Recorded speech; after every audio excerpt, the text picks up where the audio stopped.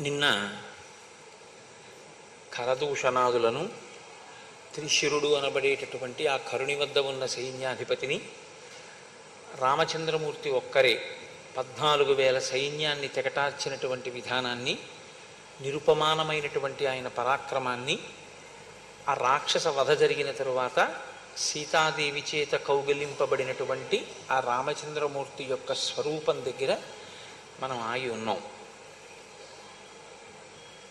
శ్రీరామాయణ ప్రవచనాంతర్భాగంగా గొప్ప గొప్ప తిథులు, చాలా చక్కటి నైమిత్తిక తిథులు రావడం ఒక అదృష్ట హేతు. నేను మీతో ఒక విషయం ప్రస్తావన చేయవలసి ఉంటుంది, సందర్భోచితం కనుక. ఈనాడు అక్షయ తృతీయ, అంటే ఇవాళ చేసేటటువంటి ఏ పుణ్యకార్యమైనా అక్షయ ఫలితాన్ని ఇస్తుంది అని శాస్త్రవాక్కు. మనకి శాస్త్రమే ప్రమాణం తప్ప ఇంకొకటి ప్రమాణం కాదు. కాబట్టి ఇవాళ ఏమైపోయిందంటే విచిత్రం, అక్షయ తృతీయ అంటే బంగారం కొనుక్కోవడం ప్రధానం అన్న స్థితి వచ్చేసింది. అది ఎలా వచ్చిందో నాకు తెలియదు, కానీ బంగారం కొనుక్కుంటే పుణ్యం ఎలా అవుతుంది? బంగారం వృద్ధవచ్చేమో, కానీ బంగారంతో పాటు ప్రమాదము హెచ్చవచ్చు, లేదా ఏ ప్రమాదం లేదనుకుంటే ఐశ్వర్యం పెరగచ్చేమో తప్పించి అది పుణ్యానికి కారకం మాత్రమేం కాదుగా. మీరు కొనుక్కుని దాచుకున్నది మీకు పుణ్యహేతువు కాదు. మీరు చేసిన పుణ్యం ఏదైనా ఉంటే అది మిమ్మల్ని రక్షిస్తుంది. ఈశ్వరానుగ్రహం ఏమిటంటే దేశమునందు కాలమునందు నైమిత్తిక తిథిలో మీరు ఒక్కొక్క రోజు చేసినటువంటి పుణ్యం అక్షయమైన ఫలితాన్ని ఇచ్చి మిమ్మల్ని కాపాడుతుంది. వర్షం ఒక్కటే, కానీ ఆ ఒక్క వర్షమే దాహార్తిని తీరుస్తుంది. ఆ ఒక్క వర్షమే ఎండిపోయినటువంటి చెట్టు చిగర్చేటట్టు చేస్తుంది. ఆ ఒక్క వర్షమే విత్తనం మొలకెత్తేటట్టు చేస్తుంది. అలాగే చేసుకున్న పుణ్యం ఏదైతే ఉందో ఆ పుణ్యమే కాలంలో మనని కాపాడుతుంది. కాల రూపంలో ఈశ్వరుడు ఎప్పుడైనా ఏదైనా ఆపద నుంచి గట్టెక్కించాలి అనేటప్పుడు ఆయన చూసేది ఏమిటంటే ఏదైనా పుణ్యం చేసింది ఉందా. కనకధారాస్తవం వెనక ఉన్న రహస్యం కూడా అదేగా. ఈవిడ చేసింది ఏముందని నేను ఇవ్వను అని అడిగింది శంకరాచార్యుల వారిని లక్ష్మీదేవి. కాబట్టి ఇవాళ చేసుకున్నది ఏమిటంటే అనుభవం చేత ఆ పుణ్యం తరిగిపోయేది కాదు, అక్షయం అవుతుంది. అయితే ఏ పుణ్యం చెయ్యాలి అన్న అనుమానం కూడా లేకుండా మనకి ఇవాళ చెయ్యవలసినటువంటి సత్కర్మని కూడా పెద్దలు చెప్తారు. జలపూరితమైనటువంటి కుంభాన్ని ఎవరికైనా ఇస్తే మంచిది అని. అంటే ఇది వైశాఖ మాసం ప్రారంభం కాబట్టి సహజంగా దాహార్తి ఎక్కువగా ఉండేటటువంటి సమయం కాబట్టి చక్కగా నీళ్లు పోసి ఓ పూజాయో ఓ కుండో ఎవరికైనా బహూకరించామనుకోండి, వాళ్ళు ఆ నీరు త్రాగి జీవమే నిలబడుతుంది, ప్రాణమే నిలబడుతుంది. లింగ పురాణంలో ఒక మాట ఉంది, సంజీవనం సమస్తస్య జగత సలిలాత్మిక భవ ఇత్యుచ్యతే మూర్తిర్భవస్య పరమాత్మనః. నీటి రూపంలో ఉండి సమస్త భూతముల యొక్క ప్రాణములను నిలబెడతాడు కాబట్టి పరమశివుడికి భవ అని పేరు. కాబట్టి నీరు ప్రాణములను నిలబెడుతుంది. ప్రాణములను నిలబెట్టేటటువంటి నీరు త్రాగవలసినటువంటి అవసరం ఎక్కువగా ఉండేటటువంటి సమయం వైశాఖ మాసం. కాబట్టి ఇటువంటి వైశాఖ మాసంలో నీరు నిండినటువంటి ఒక జలపాత్రని దానం చేసుకోవడం అనేటటువంటిది మంచిది. అది చెయ్యమని ఇవాళ అక్షయ తృతీయ నాడు. అది నిన్ను కాపాడుతుంది ఉత్తరోత్తర. కాబట్టి సరే, ఇప్పుడు జరుగుతున్నది ఏది పక్కన పెట్టండి. మనం పెద్దలు చెప్పినటువంటి అటువంటి మంచి పనుల్ని అమలు చేయడం ప్రారంభం చేస్తే అది మన అభ్యున్నతికి హేతు అవుతుంది. నిన్న రామచంద్రమూర్తి 14,000 మంది రాక్షసుల్ని సంహారం చేశారు. నిన్న అంటే నా ఉద్దేశం ఏమిటంటే నిన్న చేసిన ప్రసంగంలో, రామాయణంలో నిన్నను చేశారు అన్నది నా ఉద్దేశ్యం కాదు, మీరు కూడా దాన్ని గ్రహించగలరు. ఇప్పుడు ఎప్పుడెప్పుడు కరదూషణాదుల వైపు నుంచి సైన్యం వెళ్ళినా వాళ్ళ వెంట వెడుతున్నటువంటి వ్యక్తి ఒకటి ఉంది. యుద్ధంలో ఆవిడ ప్రత్యక్షంగా కనపడదు. ఆవిడేమీ యుద్ధం చేసేటప్పుడు రాముడి మీద బాణాలు వెయ్యదు, కానీ పగ అంతా ఆవిడిదే. ఆవిడే ఈ యుద్ధానికి అంతటికీ కారకురాలు. ఆవిడే శూర్పణఖ.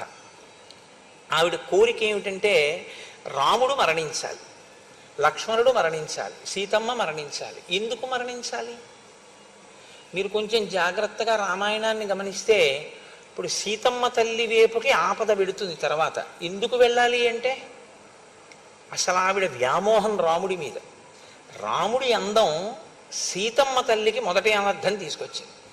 రాముడి అందాన్ని చూసి ఆకర్షితురాలైనటువంటి శూర్పణఖ రాముని పక్కన ఉన్నటువంటి భార్యాస్థానం ఖాళీ అయితే ఆ స్థానంలోకి తను వెళ్ళొచ్చు అనుకుంది.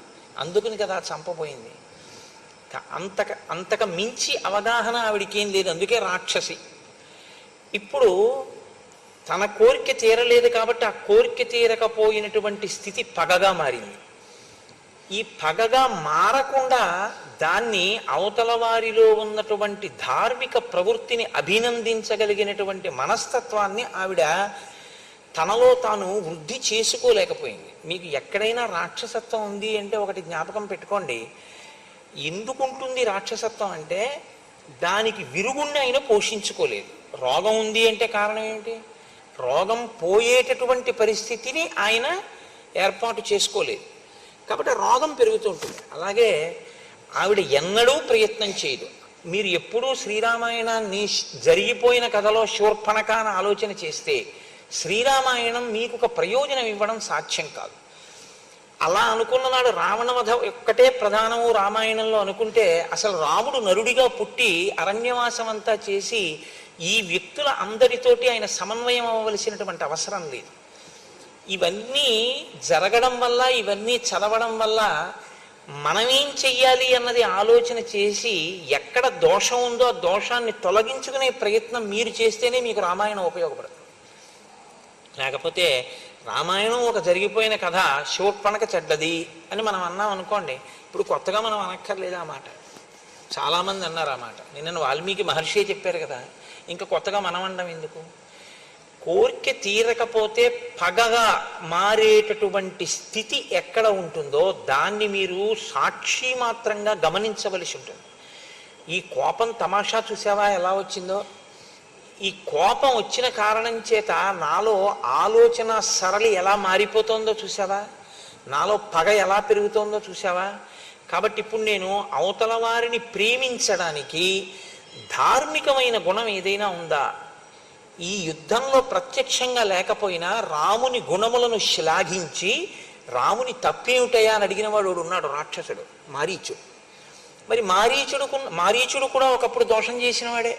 2 పర్యాయాలు రాముడి మీదకి యుద్ధానికి వెళ్ళాడు. కానీ మారేడు మారీచుడు. ఎన్ని మాటలు రామచంద్రమూర్తి రాక్షస సంహారం చేస్తే అన్ని మాటలు పగ పెరగడమే తప్ప అసలు తన మన ప్రవృత్తిని మార్చుకునేటటువంటి ప్రయత్నం ఎన్నడూ చెయ్యనిది శూర్పణఖ.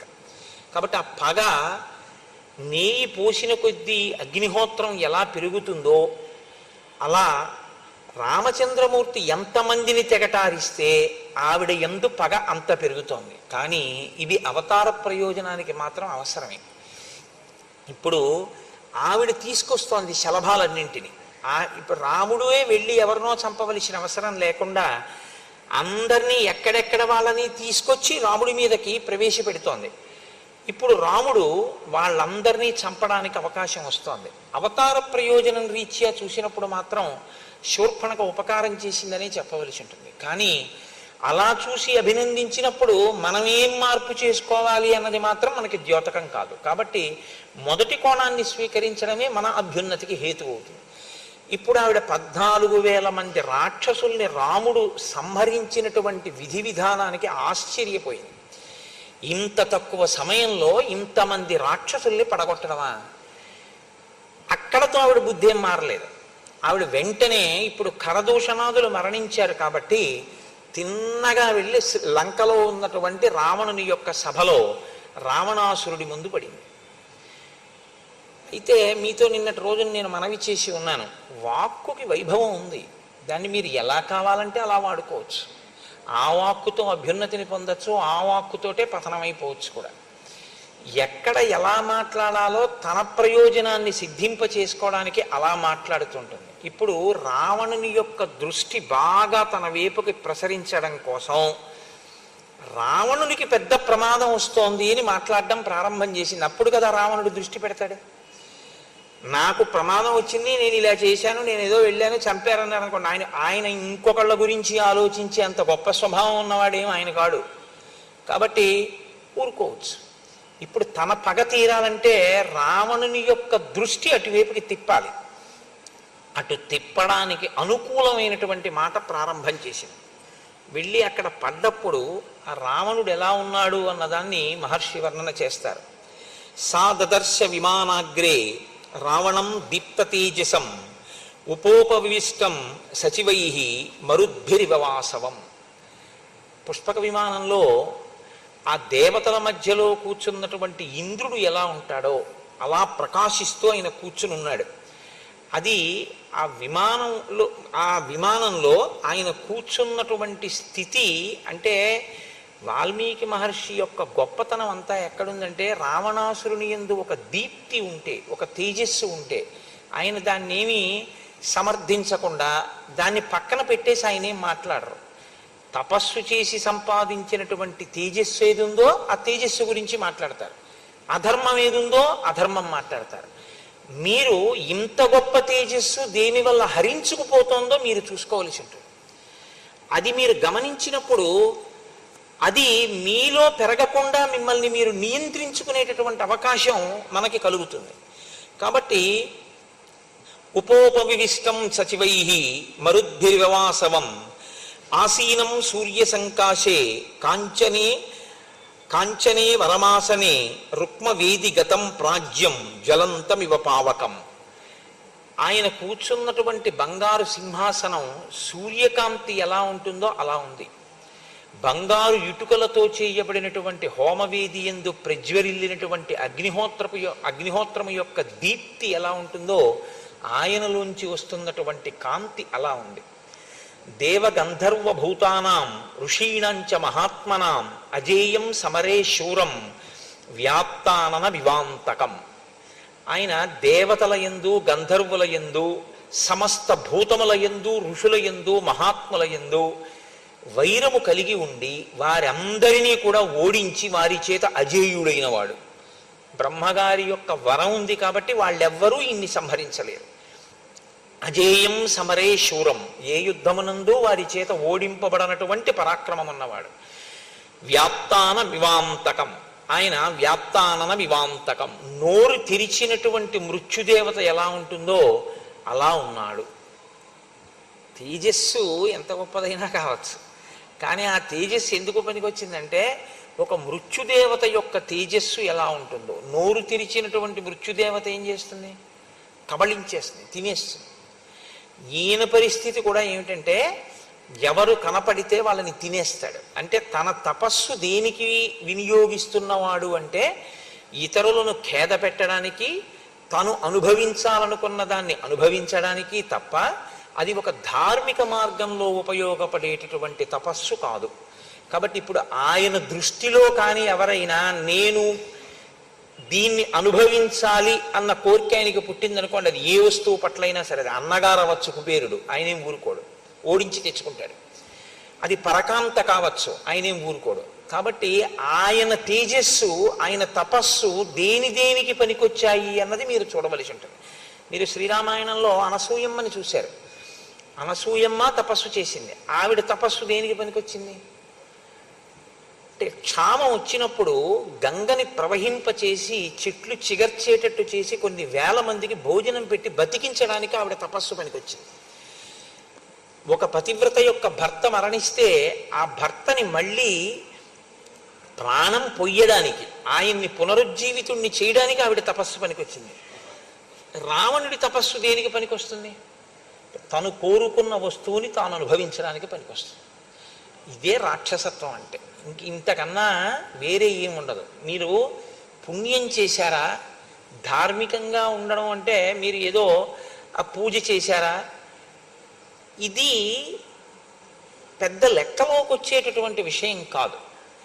మీకు ఈశ్వరుడు ఇచ్చినటువంటి విభూతిని పుణ్య ఫలితంగా మీరు పొందినటువంటి అనుగ్రహం ఏ రూపంలో మీ యందు ప్రసరించిందో దాన్ని మీరు సమాజపరం చేస్తారా? మీరు సమాజ అభ్యున్నతి కొరకు విశ్వమునందు విశ్వనాథుణ్ణి దర్శనం చేసి విశ్వము యొక్క అభ్యున్నతి కొరకు ఈశ్వరుడు మీకు ఇచ్చినటువంటి విభూతిని మీరు ఉపయోగించగలరా? సనాతన ధర్మంలో ఒక్కటే సిద్ధాంతం, మీకు ఏది కలిగినా అది కష్టం కానివ్వండి, సుఖం కానివ్వండి, పుణ్యం కానివ్వండి, పాపం కానివ్వండి, లేకపోతే ఇవాళ కలిగినటువంటి సంతోషం కానివ్వండి, దుఃఖం కానివ్వండి, వీటికి కారణం మీరు చేసుకున్న కర్మయే. ఆ కర్మలో అంతర్భాగమే తపస్సైనా, యజ్ఞమైనా, యాగమైనా. చేసింది యజ్ఞం, చేసింది యాగం, చేసింది తపస్సు, దానివల్ల వచ్చింది కొంత ఫలితం. కానీ ఆ ఫలితాన్ని నువ్వు ఎలా వాడుతున్నావు దాన్ని బట్టి నువ్వు రాక్షసుడివా మనిషివా నిర్ణయించవలసి ఉంటుంది. నువ్వు లోకానికి పనికొచ్చేవాడివా పనికిరాని వాడివా అన్నది ఈశ్వరుడు అక్కడ నిర్ణయం చేస్తాడు, ఇవ్వడం ఇస్తాడు. ఉపయోగించుకోవడం అన్న దాన్ని బట్టి ఈశ్వరుడు మీ అభ్యున్నతిని నిర్ణయం చేస్తాడు. ఇచ్చిన దాన్ని దుర్వినియోగం చేస్తే ఇక ఈ వస్తువు ఉండడం ప్రమాదం అనుకున్నప్పుడు ఈశ్వరుడు దాన్ని తీసేస్తాడు. ఎలా తీసేస్తాడు అంటే, దేనిలోంచి ఆ విభూతి ప్రసరిస్తోందో అసలు ఆ మూలమే పడిపోతుంది. చిట్ట చివర సుందరకాండలో తదేవ ఫలమన్వేతి ధర్మస్య ధర్మనాశన ప్రాప్తం ధర్మఫలం తావద్భవత నాత్ర సంశయ అంటూ, ఇది ఉంటే తప్ప అనుభవించడం కుదరదు, దీంతోనే అనుభవించాలి. ఏదైనా చేసినా దీంతోటే, అనుభవించినా దీంతోటే. కాబట్టి దీన్నే తీసేస్తాడు ఈశ్వరుడు. ఆ స్థితి రాకుండా ఉండాలి అంటే జాగ్రత్త ఎక్కడ వహించవలసి ఉంటుంది అంటే, నేను పుణ్యకార్యాచరణం చేస్తున్నాను, నేను సంపాదించాను కాబట్టి నేను ఎలాగైనా అనుభవిస్తానో, నన్ను కాదనేవాడెవడన్నది కాదు. దీన్ని చూసేవాడు వాడొకడు ఉన్నాడు అన్న నిశ్చయాత్మకమైన బుద్ధి మీ యందు ఉండాలి. రాముడైతే దీనికి భిన్నంగా ఉంటాడు. ఎవరు చూసొచ్చారు? తెల్లవారుజామున లేచి స్నానం చేయకపోతే హేమంత ఋతువులో. కానీ ఎవరు చూసొచ్చారని రాముడు చూడడు. ఈశ్వరుడు ఎప్పుడూ చూస్తున్నాడని ఆయన నమ్ముతాడు. ఆయన నమ్మాడు కాబట్టి ఆయన నడవడి అలా ఉంటుంది. అందుకని ఆయన ధర్మాత్ముడు కాగలిగాడు. ఆ ధర్మం ఆయన్ని రక్షించింది. అది విడిచిపెడతాడు. తను తెలుసుకున్న శాస్త్రాన్ని, తనకి ప్రకాశించిన విభూతిని తాను ఎలా ఉందామనుకుంటున్నాడో దానికి అనుగుణంగా సమర్థించుకునే రీతిలోకి మారుస్తాడు. ఇది చాలా ప్రమాదకరమైన ప్రజ్ఞ. మీరు బాగా గుర్తుపెట్టుకోండి. పోతన గారి మాటల్లో చెప్పాలంటే, జ్ఞాన కలునిలోని శారదయువోలే అంటే, ఋషి హృదయము అని ఒకటి ఉంటుంది. ఋషి ఒక విషయాన్ని ఈ ప్రయోజనం కోసం చెప్తున్నాను అనుకునే చెప్తారు ఆయన. కానీ తనకి ప్రజ్ఞ ఉంది కదా అని, ఒక శ్లోకాన్ని ఎలాగైనా అన్వయం చేయగలిగిన శక్తి తనకుంది కదా అని మీరు అన్వయం చేయడం కానీ, లేదా మీరు ఒక తప్పు చేసి ఆ తప్పుని సమర్థించుకోవడానికి శాస్త్రవాక్కుని మీకున్నటువంటి పాండిత్యాన్ని సాధనంగా తీసుకుని మీరు సమర్థించుకునే ప్రయత్నం చెయ్యడం కానీ ప్రమాదహేతువే. అప్పటికి బాగున్నట్టు ఉంటుందేమో, కానీ అది మాత్రం మీకు అభ్యున్నతి హేతువు కాదు. రావణుడి జీవితం అంతా అంతే. ఆయన చదువుకోలేదని మీరు అనుకోకూడదు. ఆయన చదువుకున్నవాడే, ఆయన తపస్సు చేసినవాడే. కానీ ఆయన చదువుకున్న శాస్త్రం ఆయనకి ఎందుకు పనికి వస్తుందంటే, తను చేసిన తప్పుని శాస్త్రం సమర్థిస్తోందన్నట్లుగా మాట్లాడే ప్రయత్నం చేస్తూ ఉంటాడు. ఇదే ఆయన కొంప ముంచేసింది ఆఖరికి. రాముడైతే అలా కాదు. శాస్త్రం ఏం చెప్పిందో అది నేను చెప్తున్నానని చెప్తాడు అంతే. శాస్త్రానికి రాముడు కట్టుబడతాడు, వేదానికి రాముడు కట్టుబడతాడు. వేదాన్ని తనకు అనుగుణంగా, శాస్త్రాన్ని తనకు అనుగుణంగా మార్చి మాట్లాడి తన ప్రయోజనాన్ని సిద్ధింపజేసుకునే ప్రయత్నం రావణుడు చేస్తాడు. వేదం ఏం చేయగలదు మన్ని అన్న తృణీకార భావం అసలు ఆ ప్రవర్తనలో ఉంది. ఏం చెయ్యగలదో రాముడి రూపంలో వచ్చి చేసి చూపించింది. ఎందుకు చేసి చూపించింది అని అనవలసి ఉంటుందంటే, వేదము ఒకటి, ఈశ్వరుడు ఒకటి కాదు. మీరు ఎప్పుడూ ఈ విషయాన్ని బాగా జ్ఞాపకం పెట్టుకోవాలి. వేదము వేరండి, ఈశ్వరుడు వేరండి అని మీరు అనకూడదు. ఎందుకంటే ఈశ్వరుని యొక్క ఊపిరియే వేదం. ఈశ్వరుని యొక్క ఊపిరి వేదము అని నేను అన్నప్పుడు, నేను ముందా నా ఊపిరి ముందా? భవతి అని సంస్కృతంలో ఒక మాట, అంటే ఉన్నాడు. ఉన్నాడు అన్న మాట ఎప్పుడు వాడతారు? ఆయన ఊపిరి తీస్తే. నేను మొట్టమొదట ఊపిరి ఎప్పుడు తీశానో అప్పుడు నేను ఉన్నాను, నా యొక్క అస్తిత్వము ప్రకటింపబడింది. నా ఊపిరి ఎప్పుడు ఆగిపోతే అప్పుడు ఇక లేరు కోటేశ్వరారు, ఆయన శరీరం పోయిందని గుర్తు. ఊపిరిని బట్టి ఉన్నాడు. ఇప్పుడు ఊపిరికి ఆయనకి ఏమైనా భేదం ఉందా? ఊపిరే ఆయన, ఆయనే ఊపిరి. ఆయన భవతి అనబడాలి అంటే ఆయన ఊపిరే హేతు అయి ఉంటుంది. యావత్ పవనో నివసతి దేహే తావత్ పృచ్చతి కుశలంగేహే గతవతి వాయో దేహాపాయే. అయినప్పుడు ఈశ్వరుడు ఈశ్వరుని యొక్క ఊపిరి ఎలా తేడా అవుతుంది? కాదు. వేదము అంటే వేదాన్ని నమ్మడము అంటే ఈశ్వరుణ్ణి నమ్మడమే, వేదాన్ని గౌరవించడము అంటే ఈశ్వరుణ్ణి గౌరవించడమే. శంకర భగవత్పాదులకి వేదం అంటే అంత గౌరవము అంటే వేదాన్ని గౌరవించినప్పుడు ఒకటి, ఈశ్వరుణ్ణి గౌరవించినప్పుడు ఒకటి అని మీరు అర్థం చేసుకోకూడదు. వేదమే ఈశ్వరుడు. కాబట్టి ఇప్పుడు వేదాన్ని మీరు దుర్వినియోగం చేసే ప్రయత్నం చేస్తే, మీకు అనుకూలంగా మీరు సమర్థించుకునే ప్రయత్నం చేస్తే, వేదం చెప్పిన విషయాన్ని మీరు చేస్తున్న పనులను సమర్థించడానికి మీ పాండిత్యాన్ని వాడితే ఈశ్వరుడి పట్ల దోషం కిందే అది లెక్కలోకి వస్తుంది. కాబట్టి ఇప్పుడు మీ శత్రుత్వం ఎవరితో వెళ్ళి పడుతుంది? ఈశ్వరుడితోటే పడుతుంది. అందుకే శాస్త్ర ప్రమాణమునకు వేద ప్రమాణమునకు కట్టుబడి ఉండాలి. అందుకే శంకర భగవత్పాదులు అవతార పరిసమాప్తి యందు వేదో నిత్యమధీయతాం తదుదితం కర్మ స్వనుష్ఠీయతాం అంటూ దుస్తర్కాస్తు విరమ్యతాం అంటారు. దుస్తర్కము చేయవద్దు. నీకున్న వాక్కు ఏదుందో దాని శృతి ప్రమాణమును నిలబెట్టడానికి ఉపయోగించంతే తప్ప నీ పాండిత్యం నీ తెలివితేటలు వక్రంగా వాడవద్దు. వక్రంగా అంటే నీ హృదయానికి అనుగుణంగా వేదాన్ని చెప్పద్దు. వేదం యొక్క హృదయానికి అనుగుణంగా వేదాన్ని చెప్పు, అనుష్ఠించు. ఇక్కడే తేడా వస్తుంది ఆయనకి. కాబట్టి ఇప్పుడు దేవగంధర్వభూతానాం ఋషీణాంచ మహాత్మనాం అజేయం సమరే శూరం వ్యాప్తానన వివాంతకం. ఈయన స్నిగ్ధ వైడూర్య సంకాశం తప్త కాంచన కుండలం సుభుజం శుక్లదశనం మహాస్యం పర్వతోపమం. మహర్షి ఆయన యొక్క భౌతికమైన ఆకృతి వైభవాన్ని వర్ణన చేస్తున్నారు. స్నిగ్ధ వైడూర్య సంకాశం, వైడూర్య మాణిక్యం ఎలా ఉంటుందో అటువంటి నల్లటి కాంతి కలిగిన వాడు. తప్త కాంచన కుండలం, చెవులకు పెట్టుకున్నటువంటి కుండలములు బాగా కాల్చినటువంటి బంగారముతో చేయబడినవి ధరించి ఉన్నాడు. సుభుజం, మంచి గుండ్రంగా ఉన్నటువంటి భుజములు కలిగిన వాడు. శుక్లదశనం, తెల్లని పళ్ళున్నవాడు. మహాస్యం, పెద్ద ముఖమున్నవాడు. పర్వతోపమం, ఒక పర్వతం వచ్చి కూర్చుంటే ఎలా ఉంటుందో అంత గంభీరమైన ఆకృతి కలిగినటువంటి వాడు. విష్ణు చక్ర నిపాతైశ్చ శతసో దేవ సంయుగే అన్యైః శస్త్ర ప్రహారైశ్చ మహాయుద్ధేషు తాడితం. ఆయన శరీరం మీద, ఆ భుజముల మీద, చేతుల మీద విష్ణు చక్రము చేత కొట్టబడినటువంటి దెబ్బలున్నాయి. ఇది బాహ్యంలో ఆయన అంత గొప్ప గొప్ప యుద్ధాలు చేశాడు. విష్ణు చక్రం ఆయన్ని ఏం చేయగలిగింది అంటే, ఓసారి ఆయనకు వచ్చి తగిలితే ఓ గాయం అయింది తప్ప విష్ణు చక్రం ఆయన్ని పరిమార్చలేకపోయింది, చంపలేకపోయింది. అంతవరకు బాగానే ఉంటుంది, గొప్పతనంగా చెప్పడానికి బాగుంటుంది. కానీ విష్ణువు స్థితికారుడు. ఆయన ఎప్పుడూ ధర్మాన్ని నిలబెట్టేటటువంటి ప్రయత్నం చేస్తుంటాడు. ఆయనతో యుద్ధం వచ్చి ఆయన చేతిలోంచి చక్రాన్ని నీ మీద ప్రయోగించవలసి వచ్చిందంటే నువ్వు ఎంత దుర్మార్గుడు అయి ఉండాలి. ఇది ఋషి హృదయం. ఇది చూడమని తప్ప విష్ణు చక్రం పెట్టి కొడితే విష్ణు చక్రం దెబ్బలున్నాయండి, అంత పరాక్రమవంతుడండి అని మిమ్మల్ని చెప్పమని కాదు ఆయన ఉద్దేశ్యం. ఎప్పుడూ ధర్మాన్ని నిలబెట్టేటటువంటి ప్రయత్నం చేసేటటువంటి విష్ణువు చక్రం పెట్టి కొట్టవలసి వచ్చింది అంటే వీడు ఎంత అధర్మంలో ఉండేటటువంటి వాడు అన్నది మీరు అర్థం చేసుకోవాలి. పోను ఒక్క విష్ణువా, సమస్త దేవతల యొక్క ఆయుధముల దెబ్బలు ఆయన ఒంటి మీద ఉన్నాయి, అయినా చావలేదు. అంటే అంత పెద్ద తపస్సు చేశాడు. 10,000 సంవత్సరములు బ్రహ్మగారి గురించి తపస్సు చేశాడు. కాల్సన దేనికది? 10 తలకాయలు కోసుకున్నాడు. బ్రహ్మగారు ప్రత్యక్షమయ్యారు. నీ పాదముల యందు చిక్కు చెదరని భక్తి ప్రపత్తులు కావాలని ఒక్క మాట అని ఉండి ఉంటే రావణుడు ఏ స్థితిని పొంది ఉండేవాడు. కానీ అలా అనలేకపోయాడు. ఈ దెబ్బలన్నీ ఎందుకు వచ్చాయంటే ఆ తపస్సు వలన నేను అజేయుడననేటటువంటి అహంకారంలోంచి పుట్టుకొచ్చాయి.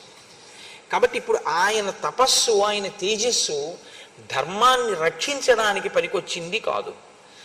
ఆయన ఏం చేస్తూ ఉంటాడు? ఆహతాంగం సమస్తైశ్చ దేవ ప్రహరణైస్తథా అక్షోభ్యానాం సముద్రాణం క్షోభణం క్షిప్రకారిణం. ఎప్పుడూ కూడా దేవతలతో యుద్ధం చేస్తూ సముద్రములను కూడా క్షోభింపచేస్తూ ఆయన ఉంటాడు. క్షేప్తారం పర్వతేంద్రాణం సురాణంచ ప్రమర్దనం. పెద్ద పెద్ద పర్వతాల్ని కూడా గాలిలోకి బంతులు విసిరినట్టు విసరగలడు. అంటే అంతటి భుజ పరాక్రమము, అంతటి బలం ఉన్నవాడు. సురాణాంచ ప్రమర్దనం, ఎప్పుడూ కూడా దేవతల్ని ఇబ్బంది పెట్టి దేవతల్ని మర్దిస్తూ ఉంటాడు. ఉచ్చేత్తారంచ ధర్మాణం, ధర్మము ఎక్కడుందో అక్కడ దాన్ని ధ్వంసం చేసే ప్రయత్నం చేస్తాడు, ధర్మమునకు హాని కల్పిస్తాడు.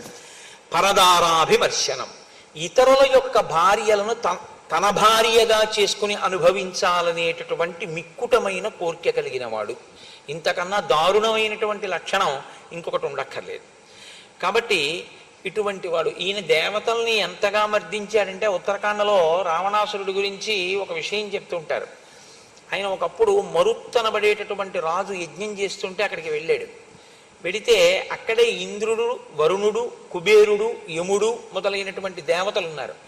రావణాసురుణ్ణి చూడగానే అక్కడ ఉంటే ఎక్కడ మర్దిస్తాడో అన్న భయం చేత వాళ్ళు జంతువులను ఆశ్రయించి వాటిలో వెళ్ళిపోయారు. ఇంద్రుడు ఒక నెమలిలోకి ప్రవేశించాడు, వరుణుడు ఒక హంసలోకి వెళ్ళిపోయాడు, కుబేరుడు ఒక తొండలోకి వెళ్ళిపోయాడు, యముడు ఒక కాకిలోకి వెళ్ళిపోయాడు. ఆ తర్వాత వచ్చాడు, ఆ మరుతుతో యుద్ధం చేశాడు, వెళ్ళిపోయాడు. ఆ గొడవ అయిపోయింది. అయిపోయిన తర్వాత వీళ్ళు నలుగురు బయటకు వచ్చారు. సమయానికి రావణుడి కంట పడకుండా మీ శరీరంలో మేము దాక్కునే అవకాశం ఇచ్చారు కాబట్టి మీకు వరాలు ఇస్తున్నామని అప్పుడు ఈ 4 ప్రాణులకు వాళ్ళు వరాలు ఇచ్చారు. ఇంద్రుడు నెమలికి అప్పుడే ఇచ్చాడు వరం, నాకు ఉన్న 1000 కన్నులు నీ యొక్క పింఛంలో నెమలి కన్ను అని కన్నులుగా కనపడతాయి, అందంగా పింఛం అలా ఉంటుంది. వరుణుడు హంసకి వరం ఇచ్చాడు. వరుణుడు జలాధిదేవత కనుక నీవెప్పుడు నా నీటి మీద తేలుతుంటావు, చంద్రప్రకాశం ఎలా ఉంటుందో అటువంటి కాంతి కలిగినటువంటి స్థితిలో నువ్వు ఉంటావు. కుబేరుడు తొండక వరం ఇచ్చాడు, నీ తల పెద్దదిగా ఉండి ఆహారమును నిల్వ చేసుకోగలిగిన స్థితిని పొంది బంగారు రంగులో ఉంటావని. యముడు కాకికి వరం ఇచ్చాడు, నువ్వు దీర్ఘాయుష్మంతురాలివి అవుతావు, ఏ రోగము నిన్ను బాధించదు, బలవన్మరణం తప్ప నీ అంతా నువ్వు చచ్చిపోవడం అన్నది ఎక్కడా ఉండదు నీకు. సరికదా, నేను నా చేత నువ్వు అనుగ్రహింపబడ్డావు కనుక నువ్వు తింటే పితృదేవతలు సంతోషిస్తారు. కాబట్టి నువ్వు తినాలని పితృకార్యం చేసినప్పుడు కోరుకుంటారు జనం అని కాకికి యమధర్మరాజు గారు వరం ఇచ్చాడు. ఈ 4 ప్రాణులు వరం పొందేటట్టుగా దేవతలంతటి వారు కనపడ్డ దాంట్లో కనపడ్డట్టు దూరిపోయేటట్టుగా మర్దించగలిగాడంటే రావణుడంటే దేవతలు కూడా ఎంత భయపడ్డారో, ఆయన ఎంత ఉద్ధతితో ప్రవర్తించినటువంటి వాడో ఇంకా ఇంతకన్నా సాక్ష్యం ఉండదు. కానీ ఇది ఉత్తరాఖండలో చెప్పబడిన అంశం. కానీ ఈ శ్లోకానికి ఒకసారి అన్వయం చెయ్యొచ్చు అని నేను అన్వయం చేసి మీకు ఆ ఘట్టాన్ని చెప్పానంతే. కాబట్టి ఉచ్చేత్తారంచ ధర్మాణం పరదారాభిమర్శనం, సర్వ దివ్యాస్త్రయోక్తారం యజ్ఞ విఘ్నకరం సదా పురీం భోగవతీం ప్రాప్య పరాజిత్య చ వాసుకిం. ఈయన పాతాళలోకానికి వెళ్ళి ఒకానొకప్పుడు వాసుకిని ఓడించాడు. ఎందుకు ఓడించడం అంటే, మీకు రామాయణంలో 2 పాత్రలు కనపడతాయి, ఒకడు వాలి, ఒకడు రావణుడు. వీళ్ళిద్దరికీ పని ఏమిటంటే ఇద్దరూ కూడా ప్రతిరోజు ఇవాళ మనం ఎవరి మీదకి యుద్ధానికి వెళ్ళాలని అడుగుతూ ఉంటారు. వెళ్ళి అవతల వాడిని ఓడించడం, ఓడిపోతే సంధి చేసుకోవడం, ఇంకా సిగ్గు లేకుండా ప్రవర్తిస్తే ఏ పెద్ద ఆయన వచ్చి వీళ్ళని రక్షిస్తూ ఉండడం, మళ్ళీ ఇంటికి రావడం, మళ్ళీ అంతే డాంబికంగా తిరుగుతూ ఉండడం తప్ప మార్పన్నది లేకుండా ఇలా తిరిగేటటువంటి లక్షణం ఉన్న 2 పాత్రలు రామాయణంలో, ఒకటి రావణుడు, 2 వాలి. అందుకే వాళ్ళిద్దరి మధ్య అంత గొప్ప సంధి కూడా ఉంది. కాబట్టి పురీం భోగవతీం ప్రాప్య పరాజిత్య చ వాసుకిం, తక్షకస్య ప్రియాం భార్యాం పరాజిత్య జగహారయః. ఈయన తక్షకుని ఓడించి ఆయనకి ప్రియమైన భార్యని అపహరించి తెచ్చుకున్నాడు. కైలాస పర్వతం గత్వా విజిత్య నరవాహనం, కైలాస పర్వతానికి వెళ్ళి ఉత్తర దిక్కున ఉన్నటువంటి కుబేరుణ్ణి ఓడించాడు. కుబేరుడు అన్నగారు. అసలు ఉత్తరాఖండలో ఆ అన్నగారు పరిపాలించినటువంటి సామ్రాజ్యాన్ని ఆక్రమించాడు. రావణుడు వెడితే కుబేరుడు అడిగాడు, తమ్ముడా రా, ఇద్దరం కలిసి పరిపాలిద్దాం అన్నాడు. నాకు అలా వీల్లేదు, నువ్వు వెళ్ళిపోతావా, నేను ఉండనా అంటే విశ్రవసో బ్రహ్మని అడిగాడు. వాడికి అహంకారంతో పోయే కాలం దాపురించింది, నువ్వు ఉత్తర దిక్కుకు వెళ్ళిపో అంటే అప్పుడు అలకాపురి నిర్మించుకుని ఆయన కైలాస పర్వతం పక్కకి వెళ్ళిపోయాడు. రావణుడు లంకారాజ్యాన్ని హస్తగతం చేసుకున్నాడు. మొట్టమొదట కుబేరుడు పరిపాలించిన దాన్ని తనుగుచ్చుకున్నాడు. అన్నగారైనటువంటి కుబేరుడి దగ్గర ఉన్న పుష్పక చూడండి, రామాయణంలో రాముడు అంటాడు, ధర్మం అర్థంచ కామంచ పృథివీంచాపి లక్ష్మణ ఇచ్చాపి భవతామర్థే ఏతత్ ప్రతిశృణోమితే అంటాడు.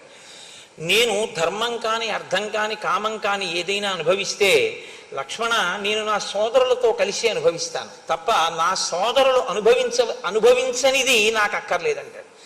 త్యాగేనైకే అమృతత్వమానసు అని రాముడు తనదైన రాజ్యాన్ని భరతుడికి ఇచ్చేయడానికి సిద్ధపడతాడు.